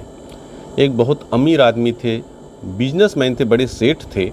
एक बार वो जा रहे थे बाज़ार में, तो उनको एक भिखारी मिलता है जो बहुत ही हट्टा कट्टा था, स्वस्थ था, लेकिन वो भीख मांग रहा था। उसको देख करके नहीं लगा कि तो बहुत अच्छा है, ये कुछ कर सकता है। उन्होंने उसको बुलाया अपने पास, कहा तुम भिक्षा क्यों मांग रहे हो। तो कहता साहब हमारे पास कोई काम नहीं है, इसलिए हम भिक्षा मांग रहे हैं। कहा तुम कुछ करना चाहते हो। उन्होंने कहा हाँ, हमको काम मिलेगा तो हम क्यों नहीं करेंगे। तो जो बड़े आदमी थे उन्होंने कहा कि तुम ऐसा करो, तुम हमारे बिजनेस पार्टनर बन जाओ। Business partner? वो कहा हाँ बन जाऊँगा। अब वो तो बड़ा खुश हो गया, अरे आप तो हमको इतना बड़ा काम दे रहे हैं, आप भगवान के भेजे हुए कोई दूत जैसे हैं। उनके पैरों की तरफ बढ़ गया, कहने लगा। उन्होंने कहा, लेकिन फिर उसके मन में आया प्रश्न कि ये बताइए कौन सा बिजनेस हमें करना है और उसके बदले आप मुझसे क्या लेंगे। तो कहते ठीक, मेरी एक राइस मिल है, तो उसमें से चावल लाना बेचना, और जो प्रॉफिट होगा वो हम शेयर कर लेंगे। तो कहता कि लेकिन आप शेयर कैसे करेंगे, 50-50% शेयर होगा कि 60% आप लेंगे 40% हमें देंगे, कैसे करेंगे। तो उन्होंने कहा कि नहीं, तुम ऐसा करो, तुम मुझे जो भी प्रॉफिट होगा उसमें से 10% दे देना बस। अब वो और खुश हो गया और उनके पैरों पर पड़ गया। कहा आप वास्तव में भगवान के भेजे हुए दूत हैं, मैं ज़रूर आपकी बात मानूंगा और ये काम करने के लिए मैं सहर्ष तैयार हूँ। अगले दिन से बात बन गई, उन्होंने बताया उसको और कहा कि ठीक है तुम वहाँ जाना, वहाँ से चावल ले आना और बेचना, जो प्रॉफिट होगा उसमें ध्यान रखना, जब पूरा महीना बीत जाएगा तो मुझे 10% दे देना। वो आदमी भिखारी जो था वो बड़ा हट्टा कट्टा सोच तो था, लेकिन वो मेहनती भी था। अब वो मेहनत के साथ वो काम करने लगा, जाता ले आता सामान, चावल लाता और उसको बेचता। उसको फ़ायदा होने लगा और धीरे धीरे अच्छा फ़ायदा, उसको अच्छा मुनाफा हुआ। जब महीना बीत गया तो अब समय आ गया कि वो जो भी फ़ायदा हुआ है, जो मुनाफा हुआ, उसमें से शेयर दिया जाए। अब सेठ जी आ गए, उन्होंने कहा भाई मुनाफा जो हुआ है अब उसको लाओ, मेरा शेयर 10% दे दो। अब वो जो आदमी था, जो भिखारी था, जो आज अच्छा मुनाफा कमा लिया था, अब उसका दिमाग थोड़ा सा फिरा, उसके दिमाग में सातिर आइडिया आया और बेईमानी की भावना आ गई। उसने कहा कि इस महीने बड़ा नुकसान हो गया, फ़ायदा हो नहीं पाया कोई, अगले महीने हम लोग कर लेंगे। फिर वो कहे नहीं, मुझे पता है कि तुम्हें फ़ायदा तो हुआ है, क्योंकि वो सेठ थे, उनको तो मालूम था कि उन्हीं के यहाँ सामान कितना ला रहा है। अगर वो सामान ला रहा, बेच नहीं रहा है या बिक नहीं रहा है तो सामान उठाएगा क्यों, कहाँ सामान भेजेगा, उनको पता। उन्होंने कहा नहीं, मुझे मालूम है तुम्हें फ़ायदा हुआ है, लेकिन अब तुम आनाकानी कर रहे हो, मेरा फ़ायदा मुझे, मेरा शेयर मुझे देना नहीं चाहते हो, उससे इनकार कर रहे हो। अब वो जो आदमी था, जो भिखारी आज तो अच्छे मुनाफे कमा लिया था, उसने कहा कि आपने किया ही क्या है जो मैं आपको 10% दूँ। चल उसको फ़ायदा अच्छा हुआ था, तब 10% मनी ज़्यादा हो गई थी, उसको कुल मिला करके 2 लाख के फ़ायदे हुए। अब 10% माने उसको 20,000 रुपये देने थे। अब उसको लगता था मैं इसे क्यों दूँ, पूरी मेहनत तो हमने की है। अब इसमें उनका अपमान करते हुए जो सेठ थे जिन्होंने उनको मौका दिया था, उनका अपमान करते हुए बोला कि आपने किया ही क्या है, आपने तो मुझे मौका ही दिया, पूरी मेहनत मैंने की, पसीना हमने बहाया और आप ये मांग रहे हो। जो सेठ थे उनको बुरा लगा, उन्होंने कहा अच्छा ठीक है। अब वो चले तो गए वहाँ से वापस, लेकिन वो कहे कि तुम अच्छा नहीं कर रहे हो। अब उन्होंने उसको सामान देना बंद कर दिया। और वो चूँकि सेठ बहुत अच्छे थे, सबकी मदद करते रहे थे, उनकी साख थी मार्केट में। अब वो जब दूसरी जगह जा कर के कोशिश किया तो दूसरे लोगों ने पूछा, पहले भाई आप तो वहाँ से लेते थे, क्या हुआ? अब वो क्या बताए वहाँ पर। धीरे धीरे ये बात फैल गई और उसको जो दूसरे लोग थे वो पहले उसे पैसा मांगते, तब वो देते। धीरे धीरे उसकी जो बिक्री थी वो कम होने लगी और उसका जो मुनाफा था वो भी बहुत कम हो गया। अब एक दिन वो बैठ करके सोचने लगा, जब उसका मुनाफा एकदम कम हो गया, फिर वो अपनी पुरानी स्थिति में जाने लगा, तो वो फिर उन सेठ के पास गया और उनके पैरों पर पड़ा और जो उनका मुनाफा था वो उससे ज़्यादा, उनको कहाँ 10% था, उसने 20% दिया कि माफ़ कीजिए मुझे गलती हो गई है, अब मैं आगे से ऐसा नहीं करूँगा। और सेठ जी जो थे, चूँकि वो बहुत ईमानदार थे, नेक दिल थे, दयालु भी थे, उन्होंने उसकी गलती को माफ़ किया और उन्होंने उसको सबक भी दिया कि देखो तुम्हें जो मौका मिला है तो ईमानदारी से करो, पैसा वही फलित होगा। और कुछ आपने वादा किया है तो ये ध्यान रखना, बिजनेस में बात का, कमिटमेंट का बहुत महत्व होता है। अगर आप उस पर खरे नहीं उतरोगे तो आपका बिजनेस भी नहीं चलेगा। ऐसा कह करके वो उसको फिर से सामान देने लगते हैं और वो आदमी जो था वो जीवन में ग्रो करता है और ईमानदारी के साथ जो प्रॉफिट का शेयरिंग का भाग था वो उनको बराबर देता रहता है। दोस्तों ये कहानी सेठ की और भिखारी की तो है ही, लेकिन इसके साथ ही हमारी और आपकी भी है। सबसे बड़े जो सेठ हैं वो ऊपर वाले हैं, उन्होंने हमें मौका दे रखा है, बहुत सारी हमारे लिए चीज़ें उन्होंने दे रखी हैं। तो थोड़ा सा हमारा भी काम है कि हम अगर उनको भी याद करें जिन्होंने हमें अच्छे अवसर दे रखे हैं। हम अपने कार्यों के चक्कर में और तमाम कामों को निपटाने के चक्कर में उनको भूल जाते हैं। तो कम से कम जो भी प्रॉफिट का शेयर है, जो भी हमारे पास पैसा आ रहा है, अगर हम उसका 10% भी शेयर करना शुरू कर दें, दूसरों के लिए लगाना शुरू कर दें, 10% तो क्या 5% भी अपनी इनकम का डोनेट करना शुरू कर दें, तो याद रखिए आपकी लाइफ बदलना शुरू हो जाएगी। आपको जीवन में परिवर्तन दिखाई पड़ने लगेंगे, आपका मन खुश होने लगेगा, आपकी जो आप मुसीबतें वो धीरे धीरे कम होने लगेंगी। करके देखिए, 2-4 महीने ये करके देखिए, जो भी आपकी इनकम है, जो भी आपका प्रॉफिट इनकम है, उसमें से आप 5% ही खर्च कीजिए, किसी की मदद कीजिए और 10% समय भगवान के लिए भी निकालिए। 24 घंटे में 10% नहीं, 5% समय निकालिए भगवान के लिए, आपकी लाइफ अच्छी होने लगेगी। तो भगवान ने ये सब गुण आपको दे रखे हैं, तो जो भी चीज़ें भगवान ने आपको दी हुई है उन सभी चीज़ों के प्रति कृतज्ञता का भाव अपनाइए और अपने जीवन को बेहतर से बेहतरीन बनाइए। याद रखिए, ऊपर वाले न भूलते हैं न भूल करते हैं, वह आपके प्रत्येक कर्म का फल अवश्य देते हैं। बहुत बहुत धन्यवाद। किसी ने बड़े काम की बात कही है, खुशियाँ मिलेंगी यह सोच कर कोई काम मत करो, खुश हो कर के काम करो, खुशियाँ अपने आप आपके पास चल कर आएंगी। नमस्कार दोस्तों, एक छोटी सी कहानी ये गुरुकुल की है। गुरुजी थे, वो अपने सभी शिष्यों को संबोधित कर रहे थे। तो एक बार उन्होंने कहा कि मैं तीर्थ यात्रा पर जा रहा हूँ 2 साल के लिए, और मैंने आप लोगों के बीच से 2 शिष्यों का चयन किया है जिनको एक काम सौंप करके जा रहा हूँ। जब लौट करके आऊँगा तब आप सबको बताऊँगा कि इनमें बेस्ट कौन है, इन दोनों में से सबसे अच्छा कौन है। अब सभी बच्चे थे, वो देखने लगे किसको चुने हैं। अब गुरुजी ने बुलाया, 2 बच्चों को बुलाया और उनको एक काम सौंपा। कुछ उनके पास पोटली में चने थे, वो दोनों को दे दिए, लगभग 1.25 किलो। उन्होंने पहले वाले को बुलाया और कहा बेटा ये चना है, ये आप सुरक्षित रखो अपने पास, कोशिश यह करना कि ये ग्रो करें, ये बढ़ जाएं और उनको सुरक्षित रखना, मेरे चेहरे पर मुस्कान आए, कुछ ऐसा काम करना। वो ले लिया पहले वाले ने, ठीक है गुरुजी, मैं पूरा इसका ध्यान रखूँगा, आपसे भी ज़्यादा इसकी मैं सुरक्षा करूँगा और कुछ ऐसा करूँगा। कहा ठीक है। उन्होंने दूसरे वाले को बुलाया, उस शिष्य को भी वही उन्होंने दे दिया वही सामान चने जो थे वो 1.25 किलो उसको भी दे दिए और कहे बेटा ये ध्यान रखना, इसका कुछ ऐसा करना कि ये बढ़ते रहें। उसने भी कहा ठीक है गुरुजी, कोशिश करूँगा मैं।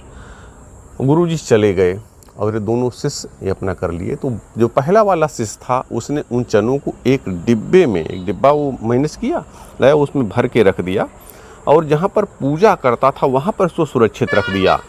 अब वो गुरु ही समझ करके उसको सुरक्षित रखता, उसको तिलक लगाता, जब खाना खाता उसको भोग लगाता, वो पूरी देखभाल करता रहा। उस डिब्बे को कपड़े से साफ कर देता और बराबर उसको देखता रहता कि गुरु जी की अमानत है, सुरक्षित रहे।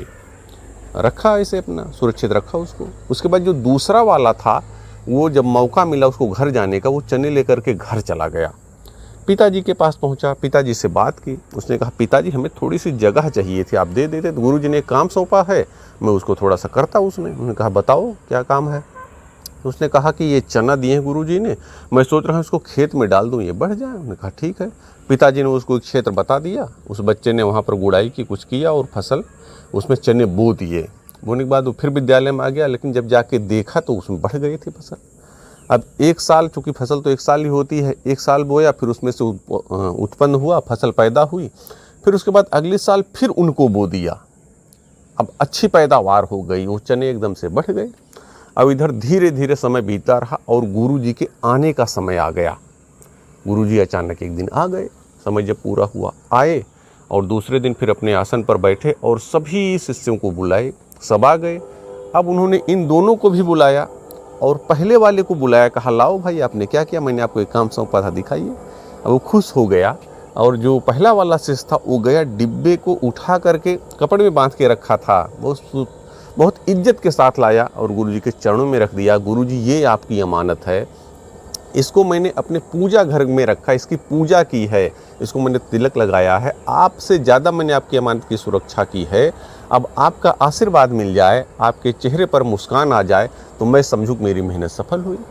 लेकिन उसके इस चीज़ को देख करके गुरुजी के हाव भाव उतने अच्छे नहीं लगे, ऐसा लगा कि गुरुजी बहुत खुश नहीं हुए। फिर उन्होंने दूसरे शिष्य को बुलाया जिसको काम सौंपा था। दूसरा वाला भी आ गया और आते ही गुरुजी का पैर छुआ और कहा गुरुजी माफ़ कीजिएगा, मुझे पता नहीं था कि आप आज ही आएंगे, थोड़ा हमें समय दीजिए, मैं पिताजी को मैसेज करता हूँ मैंने क्या किया, वो आपके सामने आएगा। और वो मैसेज करता है पिताजी को और लगभग 2-2.5 घंटे बाद पिताजी गांव से एक बैलगाड़ी में रख करके वो ले आते हैं। और जब लाते हैं तो देखते हैं कि उसमें से 4 बोरी चने उतरे।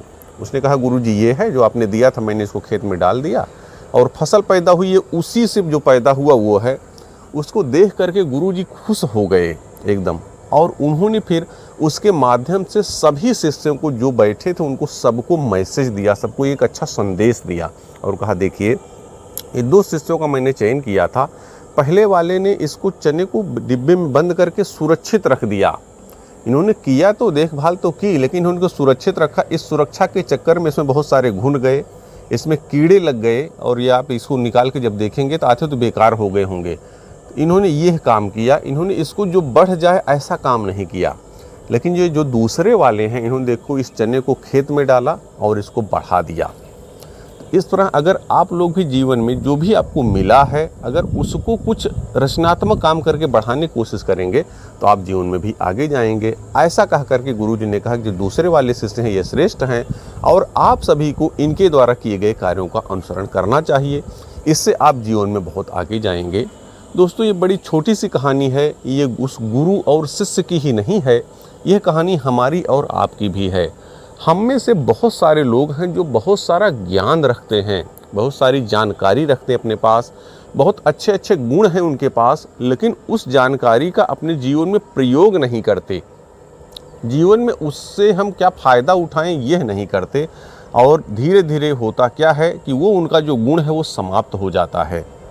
तो आप भी अगर जीवन में आगे बढ़ना चाहते हैं तो जो भी आपने पढ़ाई के दौरान सीखा है, जो भी गुण आपके अंदर है, आप उनको अपने आचरण में ढालिए। ऐसा सोचिए कि मैं इससे दूसरों का उपकार कैसे कर सकता हूँ, दूसरों के लिए योग्य इसको कैसे बना सकता हूँ कि मेरे इस ज्ञान से दूसरे भी फ़ायदा उठाएं और ये दुनिया अच्छी बने। ऐसा जब आप सोचेंगे, यकीन मानिए आप जीवन में ग्रो करते जाएंगे और जो भी गुण है उससे आप जीवन में आगे बढ़ पाएंगे। पैसे भी कमा पाएंगे। और भगवान ने वो गुण सबको दे रखा है।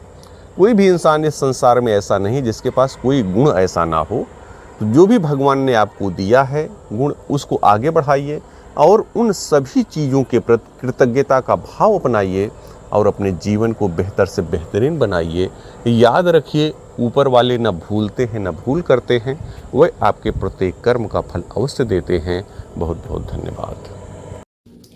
किसी ने बड़े काम की बात कही है, कभी जब लगने लगे कि कोई साथ नहीं खड़ा तो एक दफ़ा आईने में देखकर मुस्कुरा देना ब्रह्मांड की सबसे अच्छी कृति, और इसे बनाने वाले भगवान आपके साथ हमेशा खड़े हैं। नमस्कार दोस्तों, एक छोटी सी कहानी यह एक पक्षी की है जो एक बार रेगिस्तान में फंस गया था। कहीं से जा रहा था, उड़ता हुआ जा रहा था, रेगिस्तान में गिर गया और रेगिस्तान की जो बालू है बहुत ही गर्म थी, उसमें उसके पंख जल गए और वहाँ परेशान था, उड़ भी नहीं सकता था, वहाँ पानी भी नहीं था। तो उसकी स्थिति बहुत दयनीय हो गई थी। और चूंकि रेगिस्तान में कोई मिलता भी नहीं है, वहाँ कोई पक्षी भी नहीं जाते, कोई जानवर भी नहीं देखते, आदमी की तो बात ही छोड़ दीजिए, तो किससे वो मदद ले, किसको पुकारे मदद के लिए। वो बहुत ही बुरी दशा में था। तो एक बार गरुड़ जी उधर से उड़ते हुए जा रहे थे। अब जैसे दिखे तो पक्षी किसी तरह से इनको बुलाया और गरुड़ जी वहाँ पर पहुँचे। देखिए उसकी दशा बड़ी ही बुरी है। उसने पूछा कि आप कहाँ जा रहे हैं। तो गरुड़ जी ने कहा मैं स्वर्ग जा रहा हूँ। तो उसने कहा अच्छा स्वर्ग जा रहे हैं, मेरा एक छोटा सा काम करिएगा। ये मत पूछिएगा कि मैं स्वर्ग कब आऊँगा, ये पूछिएगा कि मेरी दशा, मैं यहाँ फंस गया हूँ, यहाँ से मैं कैसे उबरूँगा, कहाँ से मैं इस मुसीबत से बचूंगा कैसे, बस इतना पूछ करके आ जाइएगा। गरुड़ जी कहा ठीक है पूछ लूँगा। गरुड़ जी पहुँच गए वहाँ पर, स्वर्गलोक में पहुँच गए। वहाँ पर जो देवपाल थे उन्होंने कहा अब ये बात भगवान से क्या पूछें, देवपालों से ही पूछ लेता हूँ। तो जो खड़े थे उनसे पूछे भाई देखो एक पक्षी है नीचे रेगिस्तान में फंसा हुआ है, बड़ी बुरी दशा में है, उसके पंख जल गए हैं, उड़ भी नहीं पा रहा, वहाँ कुछ है भी नहीं खाने पीने का, और वो उसकी दशा कैसे सुधरेगी। तो जो वहाँ पर दरबान खड़े थे उन्होंने कहा करे जो पक्षी है वो पिछले जन्म में बहुत ही खतरनाक आदमी था, उसने लोगों के साथ बहुत अन्याय किया है, लोगों को बहुत सताया है, उन्हीं कर्मों का फल वो भोग रहा है और वो उसका उद्धार भी ऐसे नहीं होगा, उसको 10 साल की सजा मिली हुई है, वो ऐसे उसको भुगतना होगा। उन्होंने कहा लेकिन जो गरुड़ जी ने कहा लेकिन बड़ी बुरी दशा उसकी है भाई, अकेले फंसा हुआ है, कुछ उद्धार का रास्ता तो है उसके नहीं है, कुछ उपाय बता दीजिए, थोड़ा उसको सुकून रहे, कष्ट तो है उसको लेकिन थोड़ा सा कम से कम उसके ऊपर कुछ दया हो, कुछ ऐसा रास्ता हो बताइए। तो जो द्वारपाल खड़े थे उन्होंने कहा हाँ है, उसको बस ये कहिएगा कि वो हर दशा में यही कहे भगवान तेरा शुक्रिया है, भगवान तेरा शुक्र है, बस ये वाक्य ये मंत्र अगर वो बोलता रहेगा तो उसका कल्याण हो जाएगा और उसकी जो सजा है वो जल्दी खत्म भी हो सकती है और उसको कुछ न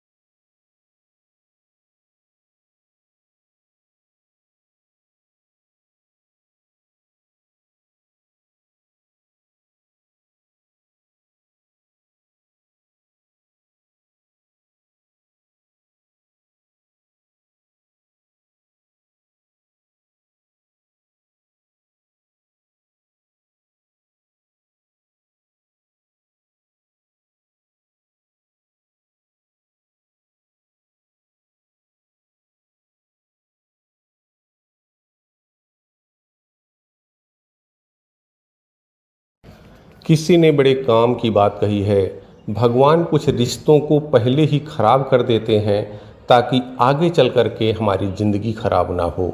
नमस्कार दोस्तों, मैं हूँ साइलेंट टीचर राजेश और आपके लिए एक छोटी सी कहानी एक बिजनेसमैन की है। एक बिजनेसमैन थे जिनका बिजनेस बहुत अच्छा चल रहा था और वो बराबर बिजनेस में ही व्यस्त रहते थे। लेकिन एक बार दुर्योग से उनको बिजनेस में घाटा हो गया और बड़ा घाटा हुआ। भाग करके वो मंदिर में गए। मंदिर में जो महंत जी पुजारी जी थे उनके पास पहुँचे और उनसे पूछे कि क्या बताऊँ, बड़ा नुकसान हो गया है, कुछ उपाय बताइए। और महंत जी चूँकि वो मंदिर में जाते रहते थे इसलिए उनको देख करके पहचान गए। उन्होंने कहा अच्छा ज़्यादा नुकसान हो गया है, बात हुई यहाँ कहे हाँ। कहे अच्छा ठीक है, कल आइएगा, इसका उपाय आपको बताएंगे। और वो बिजनेसमैन वापस आ गए, आए घर पे बैठे और कर का इंतजार करने लगे। कल जब वो उधर से गुजर रहे थे तब मंदिर में पहुंच गए तो जो महात्मा जी थे, मंदिर के पुजारी जी थे, उन्होंने इनको एक कागज़ दिया, उस पर कुछ लिखा हुआ था और कहा ठीक है ये ले जाइए घर पे, जब समय हो तब इसको शांति से खोलिएगा और इसको पढ़िएगा। अब वो भाग करके गए। जब शाम को पहुँचे ऑफिस से, फिर वो बिजनेसमैन तो थोड़ा सा हाथ मुँह धुले और बैठ गए उसको पढ़ने के लिए। अब जब वो कागज़ को खोले तो उसमें लिखा था, प्रिय अब सुबह उठते हो और मैं तुम्हारे सामने ही खड़ा होता हूँ, सोचता हूँ कि तुम मेरा हाल पूछ लोगे, लेकिन तुम उठ जाते हो और अपने कामों में लग जाते हो, काम करते रहते हो, मोबाइल अपना ले लेते हो, एक बार चेक करते हो, फिर जाते हो बाथरूम में जाते हो, फ्रेश होते हो, उसके बाद नहा करके आते हो, फिर मैं सोचता हूँ कि स्नान करके आ गए हो, अब मुझे थोड़ा सा याद कर लोगे, मेरा ध्यान कर लोगे, लेकिन तुम अपने कपड़ों में व्यस्त हो जाते हो फिर कि कौन सा कपड़ा आज पहनूं जिससे अच्छा लगूं, और कपड़े पहन करके फिर नाश्ता करते हो। नाश्ते की प्लेट जब आपके सामने आती है तब भी मैं सोचता हूं कि हो सकता मुझे पूछ लो, क्योंकि मैं तुम्हारे सामने ही खड़ा रहता हूं, तो तुम नाश्ता कर लेते हो, मुझे पूछते भी नहीं हो। उसके बाद कपड़ा पहन करके घर वालों को टाटा बाय करके निकल पड़ते हो। और फिर रास्ते में आते हो, जब ट्रेन पकड़ते हो तो भी थोड़ा सा समय रहता, आधे घंटे ट्रेन में लगते हैं आपको ऑफिस तक पहुँचने में। अपने अपने बिजनेस वाले जगह पर पहुंचने में आपको आधे घंटे लगते हैं। तो भी मैं सोचता हूं कि हो सकता है आपको उस समय मेरा ध्यान आ जाए, लेकिन आप मोबाइल खोल लेते हो, उसमें कुछ न कुछ देखते रहते हो और कभी स्टेशन आ जाता आप उतर जाते हो। आप अपने ऑफिस में जाते हो, वहाँ पर आप अपना काम निपटाते हो, काम में हालांकि बिजी रहते हो, उसमें मुझे चिंता नहीं रहती क्योंकि आप पूरा काम करते रहते हो मन लगा करके, मैं आपको देखता रहता हूँ। उसके बाद फिर दोपहर में आप अपने लिए कुछ समय निकालते हो, 15 मिनट 20 मिनट का समय निकालते हो कि अपना आपका टाइम है, ओन टाइम इसको आप कहते हो। तो मैं सोचता हूँ हो सकता है अपने ओन टाइम में आप मुझे 1 मिनट दे दो और मेरे तरफ देख करके पूछ लो, लेकिन आप उस समय मुझे नहीं देखते हो। शाम हो जाती है, आप वापस आते हो, वापसी में आप थक जाते हो, तो भी सोचता हूँ सकता थके हो फिर भी कुछ याद आ जाए मेरी, लेकिन नहीं आती आपको याद।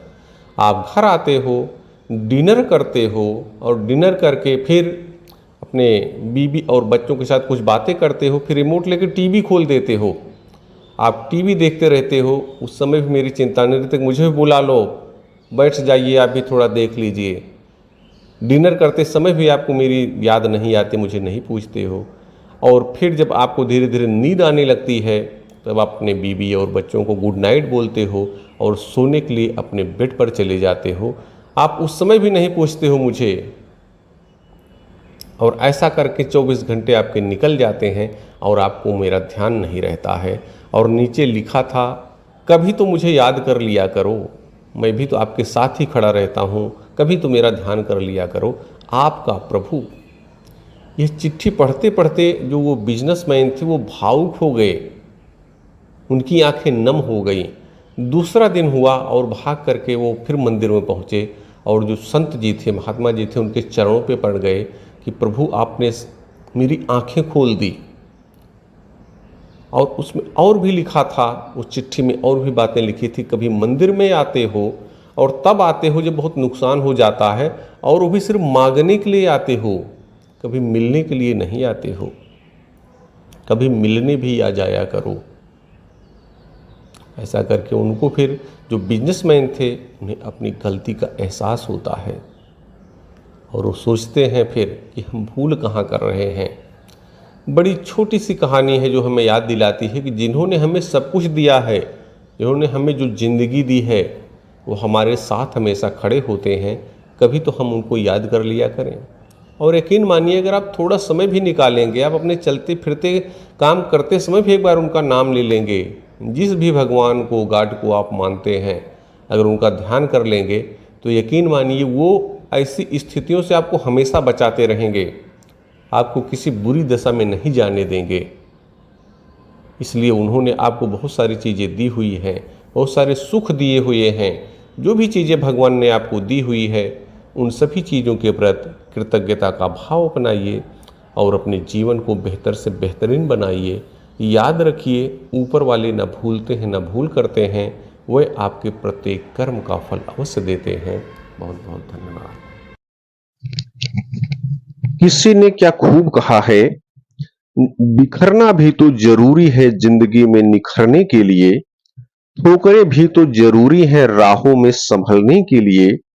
जिंदगी में जब बढ़े अंधेरे तो हौसला मत खोना, क्योंकि रात भी तो जरूरी है सितारों के चमकने के लिए। नमस्कार दोस्तों, मैं हूं साइलेंट टीचर राजेश और आपके लिए एक छोटी सी प्रेरक कहानी। ये एक युवा की है जो पहलवान बनना चाहता था, जो कुश्ती के क्षेत्र में अपना नाम करना चाहता था, अपने देश का नाम करना चाहता था, मेडल प्राप्त करना चाहता था। वो अपने गुरु के पास गया और गुरु से निवेदन किया। तो गुरु ने उसको बहुत ध्यान से देखा, बड़ी देर तक देखते रहे। ध्यान से क्यों देखा? क्योंकि उस युवा के एक हाथ नहीं था। अब एक हाथ नहीं था, तब गुरुजी सोच रहे हैं कि कैसे इसको सिखाएंगे, क्योंकि कुश्ती में तो दोनों हाथों को पकड़ना पड़ता है। फिर भी वो देखे, उन्होंने उसको वादा कर दिया, ठीक है तुम आना, मैं तुम्हें कुश्ती सिखाऊंगा। और वो युवा आने लगा, क्योंकि उन गुरुजी के पास बहुत सारे दूसरे पहलवान भी आते थे, तो गुरुजी उनको भी सिखाते थे और इसको भी सिखाते थे।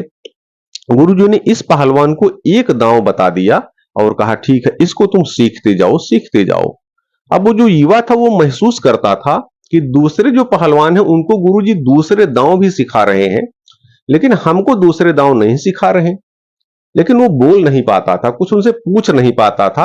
हालांकि उसके मन में यह जिज्ञासा बराबर बनी रहती थी कि गुरुजी हमको सिर्फ एक ही दांव सिखा रहे हैं, एक ही दांव सिखा रहे हैं।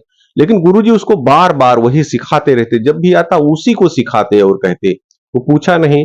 ऐसे धीरे धीरे समय निकलता गया, 6 महीने बीत गए, 1 साल बीत गया। अब वो लेकिन धीरे धीरे युवा मन में खींच जाता था, कभी कभी गुरुजी एक ही दांव हमको सिखा रहे हैं, एक ही बात सिखा रहे हैं। और ये कभी कभी वो थक भी जाता था, झुझला उठता था, लेकिन बोलता नहीं था, क्योंकि गुरु ने उसको वादा किया था। और बहुत विनय करने के बाद गुरुजी तैयार हुए थे सिखाने के लिए। और एक समय आया जब वो उसमें ठीक हो गया, और अब एक दिन निश्चित हुआ कि कुश्ती होगी। अब लोगों की, जो ये लोगों ने सीखा 1 साल तक, उसकी परीक्षा होगी कि कौन असली विजेता है, पहलवानी में कौन ज्यादा सीख पाया। अब ऐलान कर दिया गया, वो दिन आ गया कि जब पहलवानों को एक दूसरे से लड़ना था। तो सभी लड़ रहे थे, लेकिन इस पहलवान का भी नंबर है जिसकी एक हाथ नहीं था। अब कौन इसके साथ लड़ेगा? लेकिन ये मैदान में आ गया। उसने कहा कोई भी पहलवान हमसे लड़ सकता है, ऐसा चैलेंज इसने दे दिया। अब ये चैलेंज दिया तो जो दूसरे पहलवान थे मजबूरी थी, उनको इसके साथ लड़ना ही था। एक दूसरे पहलवान आए इसे लड़ने के लिए, और दोनों की कुश्ती शुरू होने वाली थी। लोगों की सांसें रुक गई थी कि देखते एक पहलवान ऐसा है जिसके हाथ नहीं है और दूसरे के पास हाथ है, कैसे ये करेगा। लोग सोचते अभी ये दूसरा पहलवान इसको हरा देगा। शुरू हो गया। जो उसके रेफरी थे उन्होंने सीटी बजाई और कुश्ती शुरू हो गई। और ये क्या लोग देखते हैं कि जिस पहलवान के हाथ नहीं था उसने दूसरे पहलवान को पल भर में चित कर दिया। कुश्ती मुश्किल से 30 सेकंड 1 मिनट चली होगी और चित कर दिया। और जो रेफरी थे उन्होंने उसको हाथ उठा दिया। पूरे मैदान में लोग तालियां बजाने लगे, और जो ऑर्गेनाइजर थे आते हैं, उसको पुरस्कार देते हैं, पदक देते हैं, उसे सम्मानित करते हैं। सब लोग उसकी जय जयकार करते हैं। अब वो दिन समाप्त होता है, लेकिन शाम को अब वो युवा फिर गुरुजी के पास जाता है। गुरुजी उसको बधाई देते हैं, लेकिन आप आज वो गुरुजी के चरण स्पर्श करके पूछता है, गुरुजी एक प्रश्न मेरे मन में बहुत दिनों से चल रहा था, जिसे मैं पूछना चाहता हूं। आप बुरा गुरुजी मत मानिएगा, मेरे मन में जिज्ञासा। गुरुजी का ठीक है पूछो, तुम पूछो, आप पूछ सकते हो, कुछ भी पूछो। तो वो पूछता, गुरुजी आप दूसरे पहलवानों को बहुत सारे वो सिखाते रहते थे, लेकिन मुझे आपने सिर्फ एक ही गुण सिखाया, एक ही विधि सिखाई, और वही बार बार सिखाते रहे, मैं ऊब गया। इसका क्या कारण था? क्या आप मुझे कमजोर समझते थे? मेरा हाथ नहीं था इसलिए? तो गुरुजी ने जो जवाब दिया वो बहुत ही काम का है, वो ध्यान से सुनिएगा। गुरुजी ने कहा कि मैंने तुम्हें देखा ध्यान से और मैंने तुम्हें वो दांव सिखाया जिसको पलटने के लिए या जिसका प्रतिवार तुम्हारा दायां हाथ था जो हाथ कट गया है। अगर कोई पहलवान तुम्हें इस दांव में हराना चाहेगा तो उसे तुम्हारे उस हाथ को पकड़ना होगा। अगर वो तुम्हारा वो हाथ नहीं पकड़ पाएगा तो तुम्हें हरा भी नहीं सकता। इसीलिए मैंने तुम्हें वो दांव सिखाया था कि जिसका काट दूसरे पहलवान के पास नहीं है, और यही कारण था कि मैदान में तुमने तुरंत उस दूसरे पहलवान को हरा दिया, क्योंकि उसके पास वो काट ही नहीं था। आज वो यह बात गुरुजी की यह बातें सुनकर के वो पुनः गुरुजी को दंडवत प्रणाम करता है और गुरुजी को मन में भी धन्यवाद देता है। तो दोस्तों, ये बड़ी छोटी सी कहानी है जो ये सिखा रही है कि आप भी अगर जीवन में बार बार असफल हो रहे हैं, सफल नहीं हो रहे हैं, तो थोड़ा सा देखिए कि आप कर क्या रहे हैं। आपने जो सीखा है वास्तव में आप उसको नहीं कर रहे हैं, आप दूसरे काम को कर रहे हैं। तो जब आप दूसरी चीजों को करते रहेंगे तो आपको सफलता नहीं मिलेगी। अगर आपको जीवन में बहुत आगे जाना या सफल होना है तो जो भी आपके अंदर रुचि है, जिस चीज को आप वास्तव में चाहते हैं, उस काम को करना शुरू कीजिए, उसमें पारंगत होइए, उसमें अपने को निखारिए। और जिस दिन आप पूरी तरह से निखार लेंगे और काम करना शुरू करेंगे, यकीन मानिए आपको सफल होने से कोई भी नहीं रोक पाएगा। तो वो गुण भगवान ने प्रत्येक आदमी को वो सब गुण दे रखे हैं। तो भगवान ने जो भी चीजें आपको दी हुई हैं, उन सभी चीजों के प्रति कृतज्ञता का भाव अपनाइए और अपने जीवन को बेहतर से बेहतरीन बनाइए। याद रखिए, ऊपर वाले न भूलते हैं न भूल करते हैं, वह आपके प्रत्येक कर्म का फल अवश्य देते हैं। बहुत बहुत धन्यवाद। किसी ने बड़े काम की बात कही है, पत्तों के गिरने का भी एक मौसम पतझड़ होता है, पर इंसानों के गिरने का कोई मौसम नहीं होता। उसको जहाँ पर अपना फायदा दिखाई देता है वहीं पर गिर जाता है। नमस्कार दोस्तों, एक छोटी सी कहानी ये दो भाइयों की है जिनके बीच में बहुत ही स्नेह था। दोनों एक दूसरे का बहुत सम्मान करते थे, उनकी इज्जत करते थे, एक दूसरे की बातों को मानते थे। धीरे धीरे वो बड़े हो रहे थे, बड़े हो गए, उनकी शादियां हो गईं, लेकिन इसके बावजूद भी उनका संबंध बराबर अच्छे से बना हुआ था। दोनों एक दूसरे का ख्याल रखते थे। संयोग से उनकी पत्नियां भी अच्छी थी, आपस में तालमेल उनका बहुत ही अच्छा था। बड़ा भाई किसी बिजनेस के सिलसिले में बाहर जाता तो कुछ गिफ्ट लेकर के आता और सबके लिए ले आता, सबको देता था। छोटे भाई के बच्चों का उनका ज़्यादा ध्यान रखता था, अपना कम रखता था। इस प्रकार से उनका समय धीरे अच्छे से बीतने लगा। लेकिन एक दिन कुछ ऐसा हुआ, किसी कारण से उनके बीच में कोई गलत फहमी पैदा हो गई और जो बड़े भाई थे उन्होंने छोटे भाई को कुछ अनाप शनाप कह दिया, और इस कहने के चक्कर में उन्होंने ज़्यादा ही कह दिया। दहलीज लाख दिन जो नहीं कहना चाहिए था वो भी कह दिया, लेकिन उन्होंने सुन लिया। और लेकिन उनके रास्ते उस दिन से अलग हो गए, दोनों अलग हो गए। और इस तरह से हो गए, इतना ज़्यादा उनके बीच में दूरियां बढ़ गईं कि ऐसा लगता था जैसे दोनों एक भाई हैं ही नहीं। वो किसी कार्यक्रम में मिलते थे तो आंखें चुरा करके निकल जाते थे, बाजार में कहीं उनकी मुलाकात होती थी तो भी वो इधर उधर हो जाते थे। बड़ा बुरा उनको लगता था, आपस में लगता तो था, महसूस करते थे, लेकिन क्या करें, स्थितियाँ ऐसी बन गई थी। लेकिन ये जो दोनों भाई थे, दोनों में एक समानता थी, दोनों धार्मिक प्रवृत्ति के थे। ये दोनों एक आश्रम में जाते थे, गुरु के पास जाते थे, दोनों जाते थे। अब धीरे धीरे बात आगे बढ़ गई तो जो बड़े भाई हैं उनके लड़की की शादी तय हुई। शादी तय हो गई। अब वो सोचते थे कि ठीक है, कुछ बात ऐसे हो गई थी, लेकिन अब छोटे भाई को भी आना चाहिए, शादी का अवसर अगर सब लोग रहेंगे तो अच्छा लगेगा। उन्होंने कोशिश की, उससे बात किया कि ठीक है, उसको बताए भाई ठीक है, उस समय कुछ था ऐसा निकल गया, लेकिन ऐसा नहीं होगा, अब शादी हो रही, आओ और देखो, थोड़ा व्यवस्था में सहयोग करो। लेकिन वो नहीं माना। अब एक दिन वो गए, अपना आश्रम में गए, गुरु जी के पास गए, बैठे हुए थे तो देखे अपना वहाँ पर कुछ अनमने थे। तो गुरु जी ने पूछ लिया क्या हुआ, तो उन्होंने कहा कि क्या बताएं, अपनी पूरी बातें बता दिए कि ऐसे ऐसे हुआ है और छोटे भाई को हमने कहा दिया था, लेकिन अब वो मान नहीं रहे हैं, आ नहीं रहे, कोई जिम्मेदारी नहीं ले रहे हैं। तो कहे ठीक है, कोई बात नहीं, भगवान है, ऊपर वाले हैं, आप करिए, देख लेंगे, ऊपर वाले देख लेंगे।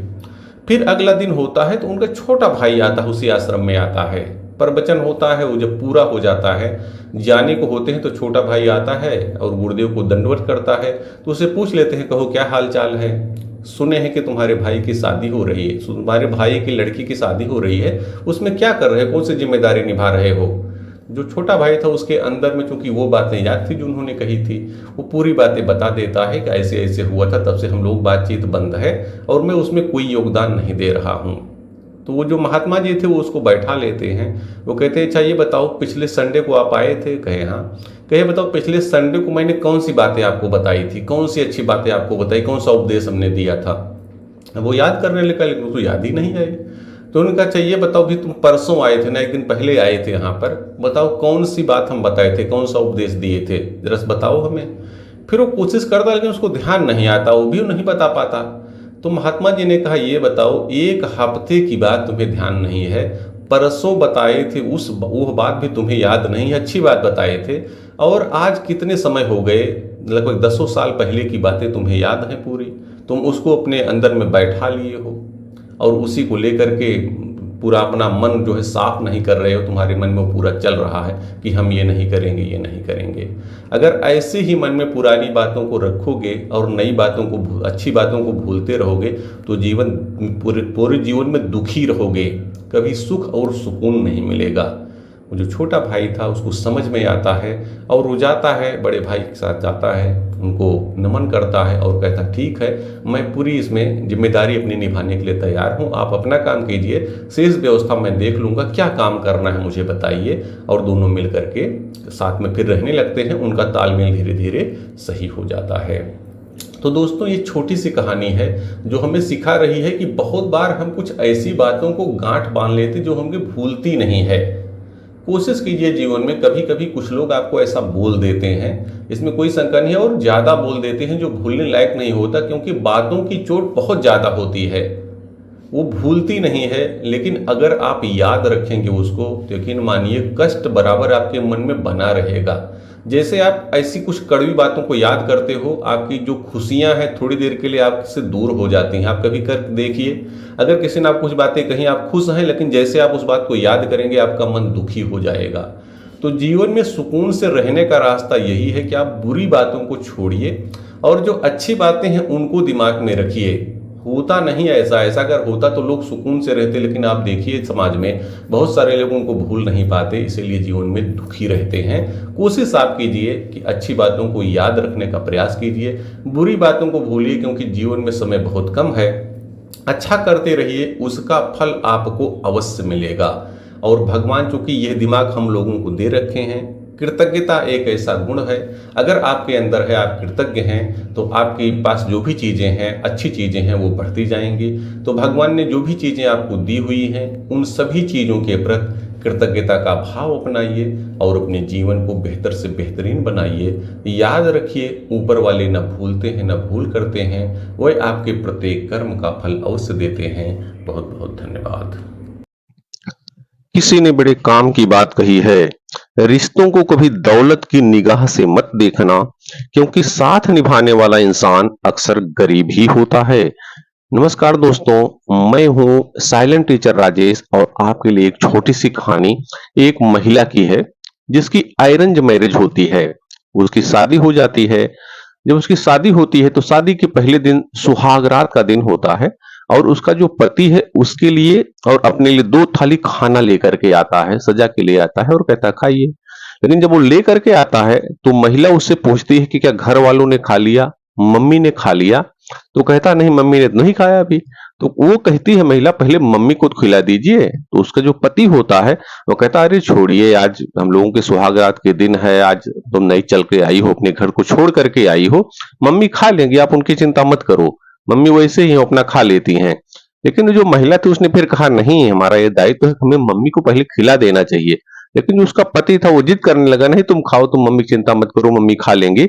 तो वो महिला उसकी बात सुनती है, अपनी बातें कहती है, लेकिन जब थोड़ी देर वो नहीं मानता उसका पति, तो वो खुद जाती है और रसोइये से खाना निकाल करके, किचन से खाना निकालती और जाकर के मम्मी को देती, पूछती मम्मी आपने खा लिया? कहीं नहीं, तो थाली देती है और मम्मी खा लेते। फिर वो वापस आती है और अपने पति के साथ अब कहती है ठीक है आइए अब खाना खा लेते हैं। दोनों खाना खाते हैं।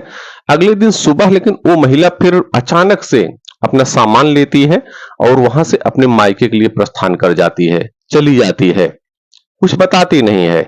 चली गई। उसके बाद कुछ दिनों बाद उसने तलाक का पेपर भेज दिया और उस आदमी से उसने तलाक ले लिया। उसके बाद उस महिला ने फिर दूसरी शादी कर ली और दूसरी शादी कर ली। धीरे धीरे समय बीतता रहा, उसके बच्चे बड़े हो गए और फिर एक बार जब थोड़ा सा उसकी उम्र होने लगी तो उसने अपने बच्चों से कहा कि अब हमको थोड़ा सा, हम लोगों को तीर्थ यात्रा पर जाना चाहिए। तो उसके बच्चों ने कहा, हाँ तीर्थ यात्रा पर जाइए, लेकिन आप अकेले क्यों जाएंगी, आप लोग अकेले क्यों जाएंगे मतलब। तो अब वो जो है बच्चे कहे हम भी साथ चलेंगे। बच्चों ने टिकट करवा लिया और वो चले गए साथ में। तीर्थ यात्रा पर पहुंच गए, वो सब घूम रहे हैं, लेकिन तभी महिला की निगाह पड़ती है वहां खाना वो सब जो खा रहे थे रेस्टोरेंट में, तो उसकी निगाह पड़ती है एक आदमी पर। जो देखती है उसको बड़ा फटे हाल था, दीनहीन सा दिख रहा था। तो उसने कहा कि बेटा ये स्थिति बुरी दिख रही है, इसको भी थोड़ा सा खिला दो खाना। उसके बच्चे कहते ठीक है। उसके लिए भी ये सब थोड़ा सा खाना भेजवा देते हैं। और जब वो खाना खा लेता है आदमी, तब वो आता है इनके पास कि भाई आप लोग कौन है, आपने मुझे खाना खिला दिया। आपको कुछ वो अपना ग्रेटिट्यूड प्रस्तुत करना चाहता है, व्यक्त करना चाहता है। तो जब वो पास आता है तो महिला उसको ध्यान से थोड़ा देखती, तब उसको याद आता है कि ये तो वही है जो उसका पहला पति था, जिसको उसने दूसरे दिन छोड़ दिया था, ये वही है। और तब वो उससे पूछती है तुम्हारी दशा ये कैसे हो गई। वो अपनी कहानी थोड़ा सा बताती है कैसे ऐसे था। तो वो आदमी जो बताता है कि मेरे बच्चे बड़े हो गए, अब वो मेरी कदर नहीं करते, मेरा ध्यान नहीं रखते, उन्होंने मुझे घर से बाहर निकाल दिया है। तब वो महिला फिर बताती है कि देखिए हमारे ये बच्चे हैं, हमने इनसे कहा था कि हमको तीर्थ यात्रा पर जाना है और मेरा टिकट करवा दीजिए, तो ये बच्चे जिद कर लिए नहीं हम आपके साथ चलेंगे और आपको तीर्थ यात्रा करवा करके लाएंगे। और आपके बच्चों ने आपको निकाल दिया। आप याद कीजिए वो पहला दिन, जिस दिन आप खाना लेकर के आए थे और आप जिद कर रहे थे, मैंने कहा पहले मम्मी को खिला दीजिए, आप कहे नहीं मम्मी को छोड़ दीजिए। आपने अपने माता की, अपने पिता की कद्र नहीं की। आपने अपने माता पिता की कद्र नहीं की, इसीलिए आपके बच्चे भी आपकी कद्र नहीं कर रहे हैं। और हम देखिए, हमारे बच्चे देखिए, जो हम जरा सा भी कहे और हमारे साथ चले आए। तो याद रखिए उसी दिन मैं समझ गई थी कि आप अच्छा नहीं कर रहे हैं और आपके साथ जिंदगी अच्छी नहीं चलेगी। और आज मैं आपको बता रही हूं, इसीलिए मैंने आपसे तलाक ले लिया था। क्योंकि जो इंसान अपने माता के साथ अच्छा व्यवहार नहीं कर सकता, जिसने उसको पैदा किया, उसका पालन पोषण किया, वो दूसरों का ख्याल कैसे रखेगा।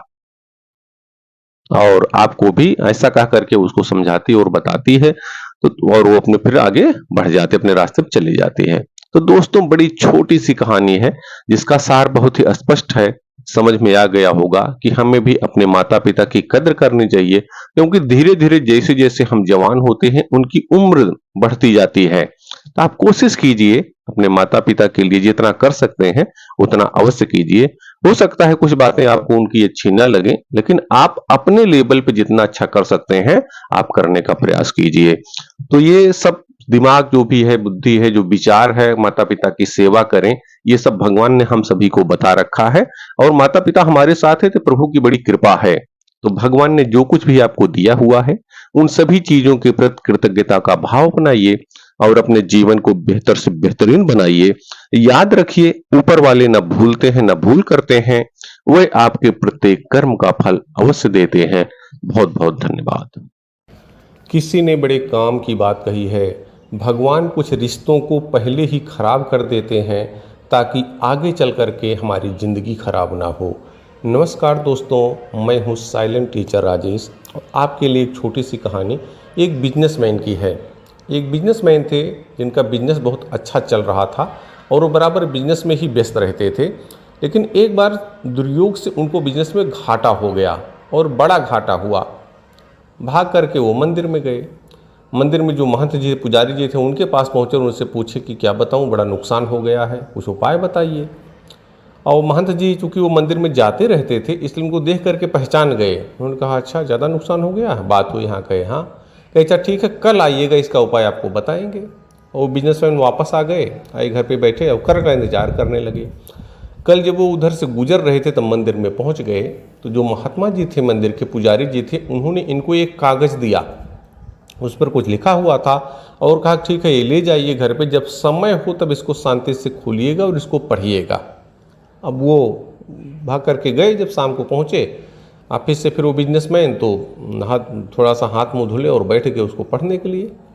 अब जब वो कागज़ को खोले तो उसमें लिखा था, प्रिय आप सुबह उठते हो और मैं तुम्हारे सामने ही खड़ा होता हूँ, सोचता हूँ कि तुम मेरा हाल पूछ लोगे, लेकिन तुम उठ जाते हो और अपने कामों में लग जाते हो। काम करते रहते हो, मोबाइल अपना ले लेते हो, एक बार चेक करते हो, फिर जाते हो बाथरूम में, जाते हो फ्रेश होते हो, उसके बाद नहा करके आते हो। फिर मैं सोचता हूँ कि स्नान करके आ गए हो, अब मुझे थोड़ा सा याद कर लोगे, मेरा ध्यान कर लोगे, लेकिन तुम अपने कपड़ों में व्यस्त हो जाते हो। फिर कि कौन सा कपड़ा आज पहनूं जिससे अच्छा लगूं, और कपड़े पहन करके फिर नाश्ता करते हो। नाश्ते की प्लेट जब आपके सामने आती है तब भी मैं सोचता हूँ कि हो सकता मुझे पूछ लो, क्योंकि मैं तुम्हारे सामने ही खड़ा रहता हूँ, तो तुम नाश्ता कर लेते हो, मुझे पूछते भी नहीं हो। उसके बाद कपड़ा पहन करके घर वालों को टाटा बाय करके निकल पड़ते हो। और फिर रास्ते में आते हो, जब ट्रेन पकड़ते हो तो भी थोड़ा सा समय रहता, आधे घंटे ट्रेन में लगते हैं आपको ऑफिस तक पहुँचने में। अपने अपने बिजनेस वाले जगह पर पहुंचने में आपको आधे घंटे लगते हैं। तो भी मैं सोचता हूं कि हो सकता है आपको उस समय मेरा ध्यान आ जाए, लेकिन आप मोबाइल खोल लेते हो, उसमें कुछ ना कुछ देखते रहते हो, और कभी स्टेशन आ जाता आप उतर जाते हो। आप अपने ऑफिस में जाते हो, वहाँ पर आप अपना काम निपटाते हो, काम में हालांकि बिजी रहते हो, उसमें मुझे चिंता नहीं रहती, क्योंकि आप पूरा काम करते रहते हो मन लगा करके, मैं आपको देखता रहता हूँ। उसके बाद फिर दोपहर में आप अपने लिए कुछ समय निकालते हो, 15 मिनट 20 मिनट का समय निकालते हो कि अपना आपका टाइम है, ओन टाइम इसको आप कहते हो। तो मैं सोचता हूँ हो सकता है अपने ओन टाइम में आप मुझे 1 मिनट दे दो और मेरे तरफ देख करके पूछ लो, लेकिन आप उस समय मुझे नहीं देखते हो। शाम हो जाती है, आप वापस आते हो, वापसी में आप थक जाते हो, तो भी सोचता हूँ सकता थके हो फिर भी कुछ याद आ जाए मेरी, लेकिन नहीं आती आपको याद। आप घर आते हो, डिनर करते हो, और डिनर करके फिर अपने बीवी और बच्चों के साथ कुछ बातें करते हो, फिर रिमोट लेकर टीवी खोल देते हो।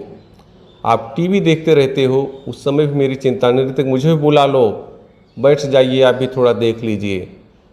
डिनर करते समय भी आपको मेरी याद नहीं आती, मुझे नहीं पूछते हो। और फिर जब आपको धीरे धीरे नींद आने लगती है, तब आप अपने बीवी और बच्चों को गुड नाइट बोलते हो और सोने के लिए अपने बेड पर चले जाते हो। आप उस समय भी नहीं पूछते हो मुझे, और ऐसा करके 24 घंटे आपके निकल जाते हैं और आपको मेरा ध्यान नहीं रहता है। और नीचे लिखा था, कभी तो मुझे याद कर लिया करो, मैं भी तो आपके साथ ही खड़ा रहता हूँ, कभी तो मेरा ध्यान कर लिया करो, आपका प्रभु।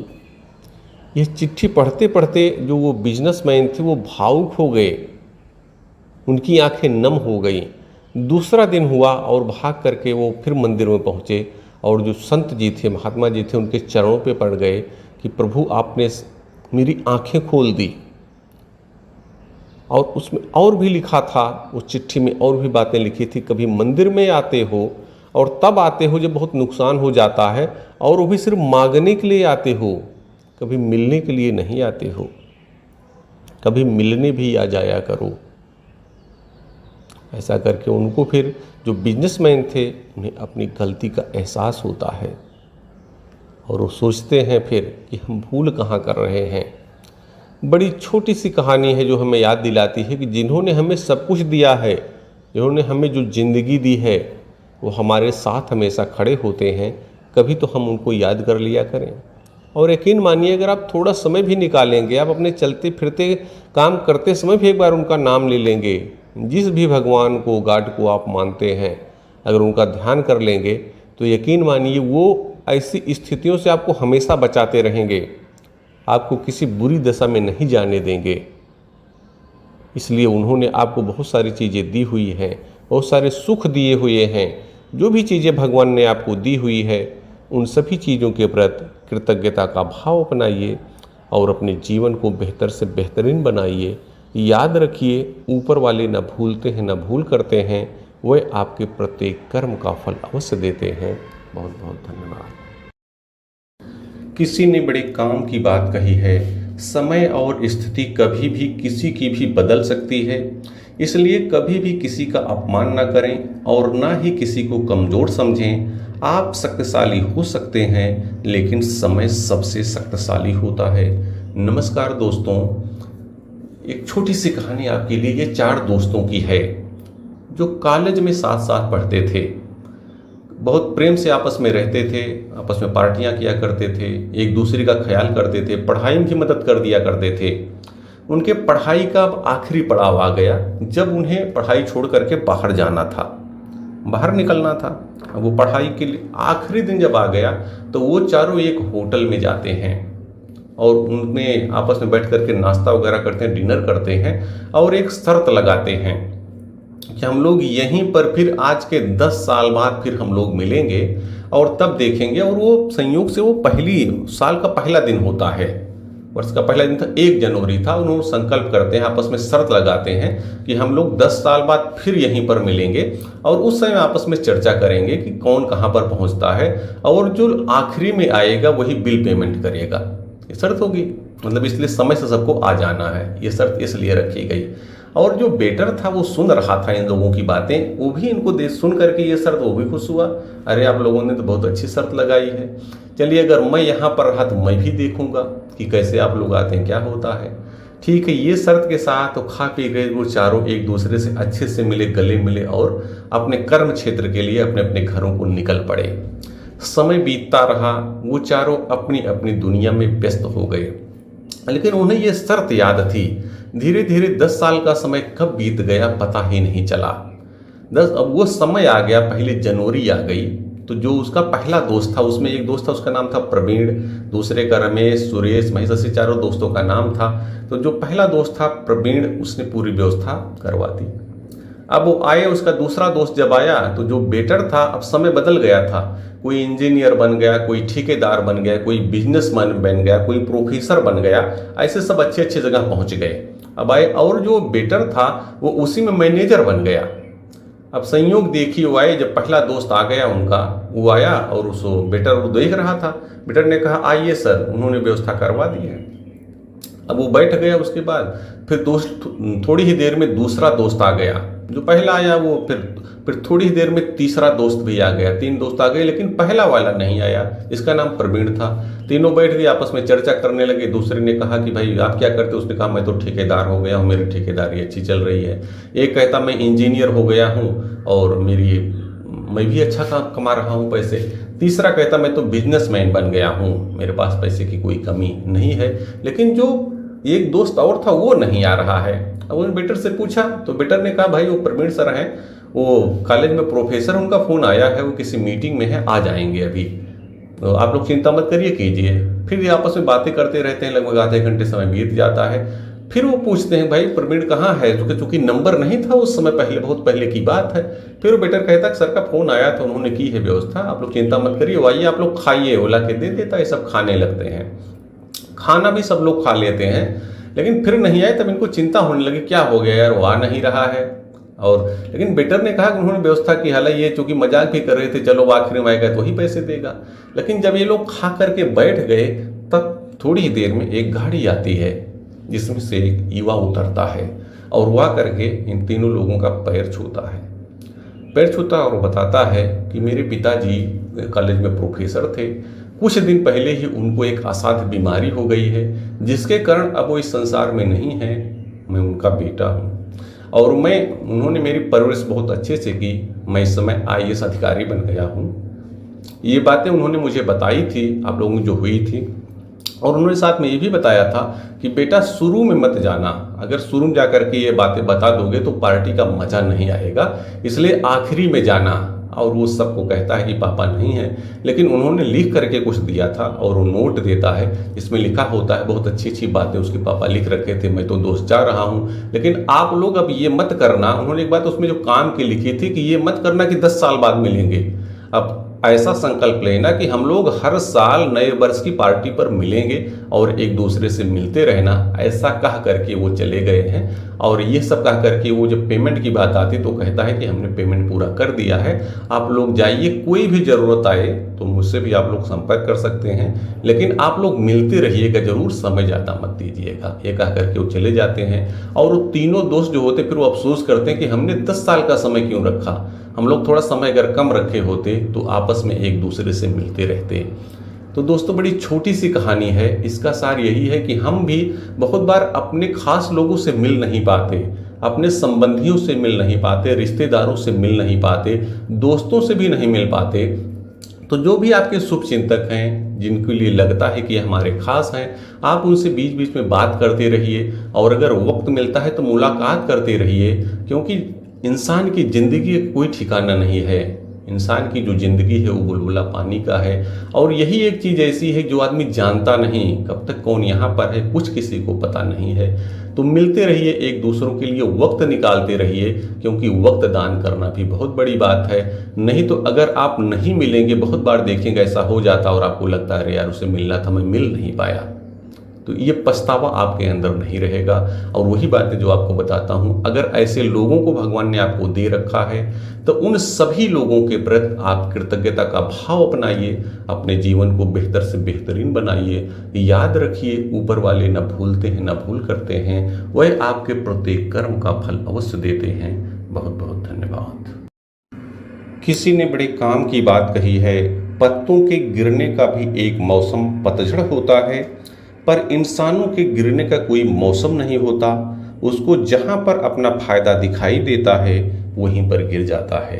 नमस्कार दोस्तों, एक छोटी सी कहानी ये दो भाइयों की है जिनके बीच में बहुत ही स्नेह था। दोनों एक दूसरे का बहुत सम्मान करते थे, उनकी इज्जत करते थे, एक दूसरे की बातों को मानते थे। धीरे धीरे वो बड़े हो रहे थे, बड़े हो गए, उनकी शादियां हो गईं, लेकिन इसके बावजूद भी उनका संबंध बराबर अच्छे से बना हुआ था। दोनों एक दूसरे का ख्याल रखते थे, संयोग से उनकी पत्नियां भी अच्छी थी, आपस में तालमेल उनका बहुत ही अच्छा था। बड़ा भाई किसी बिजनेस के सिलसिले में बाहर जाता तो कुछ गिफ्ट लेकर के आता और सबके लिए ले आता, सबको देता था। छोटे भाई के बच्चों का उनका ज़्यादा ध्यान रखता था, अपना कम रखता था। इस प्रकार से उनका समय धीरे अच्छे से बीतने लगा।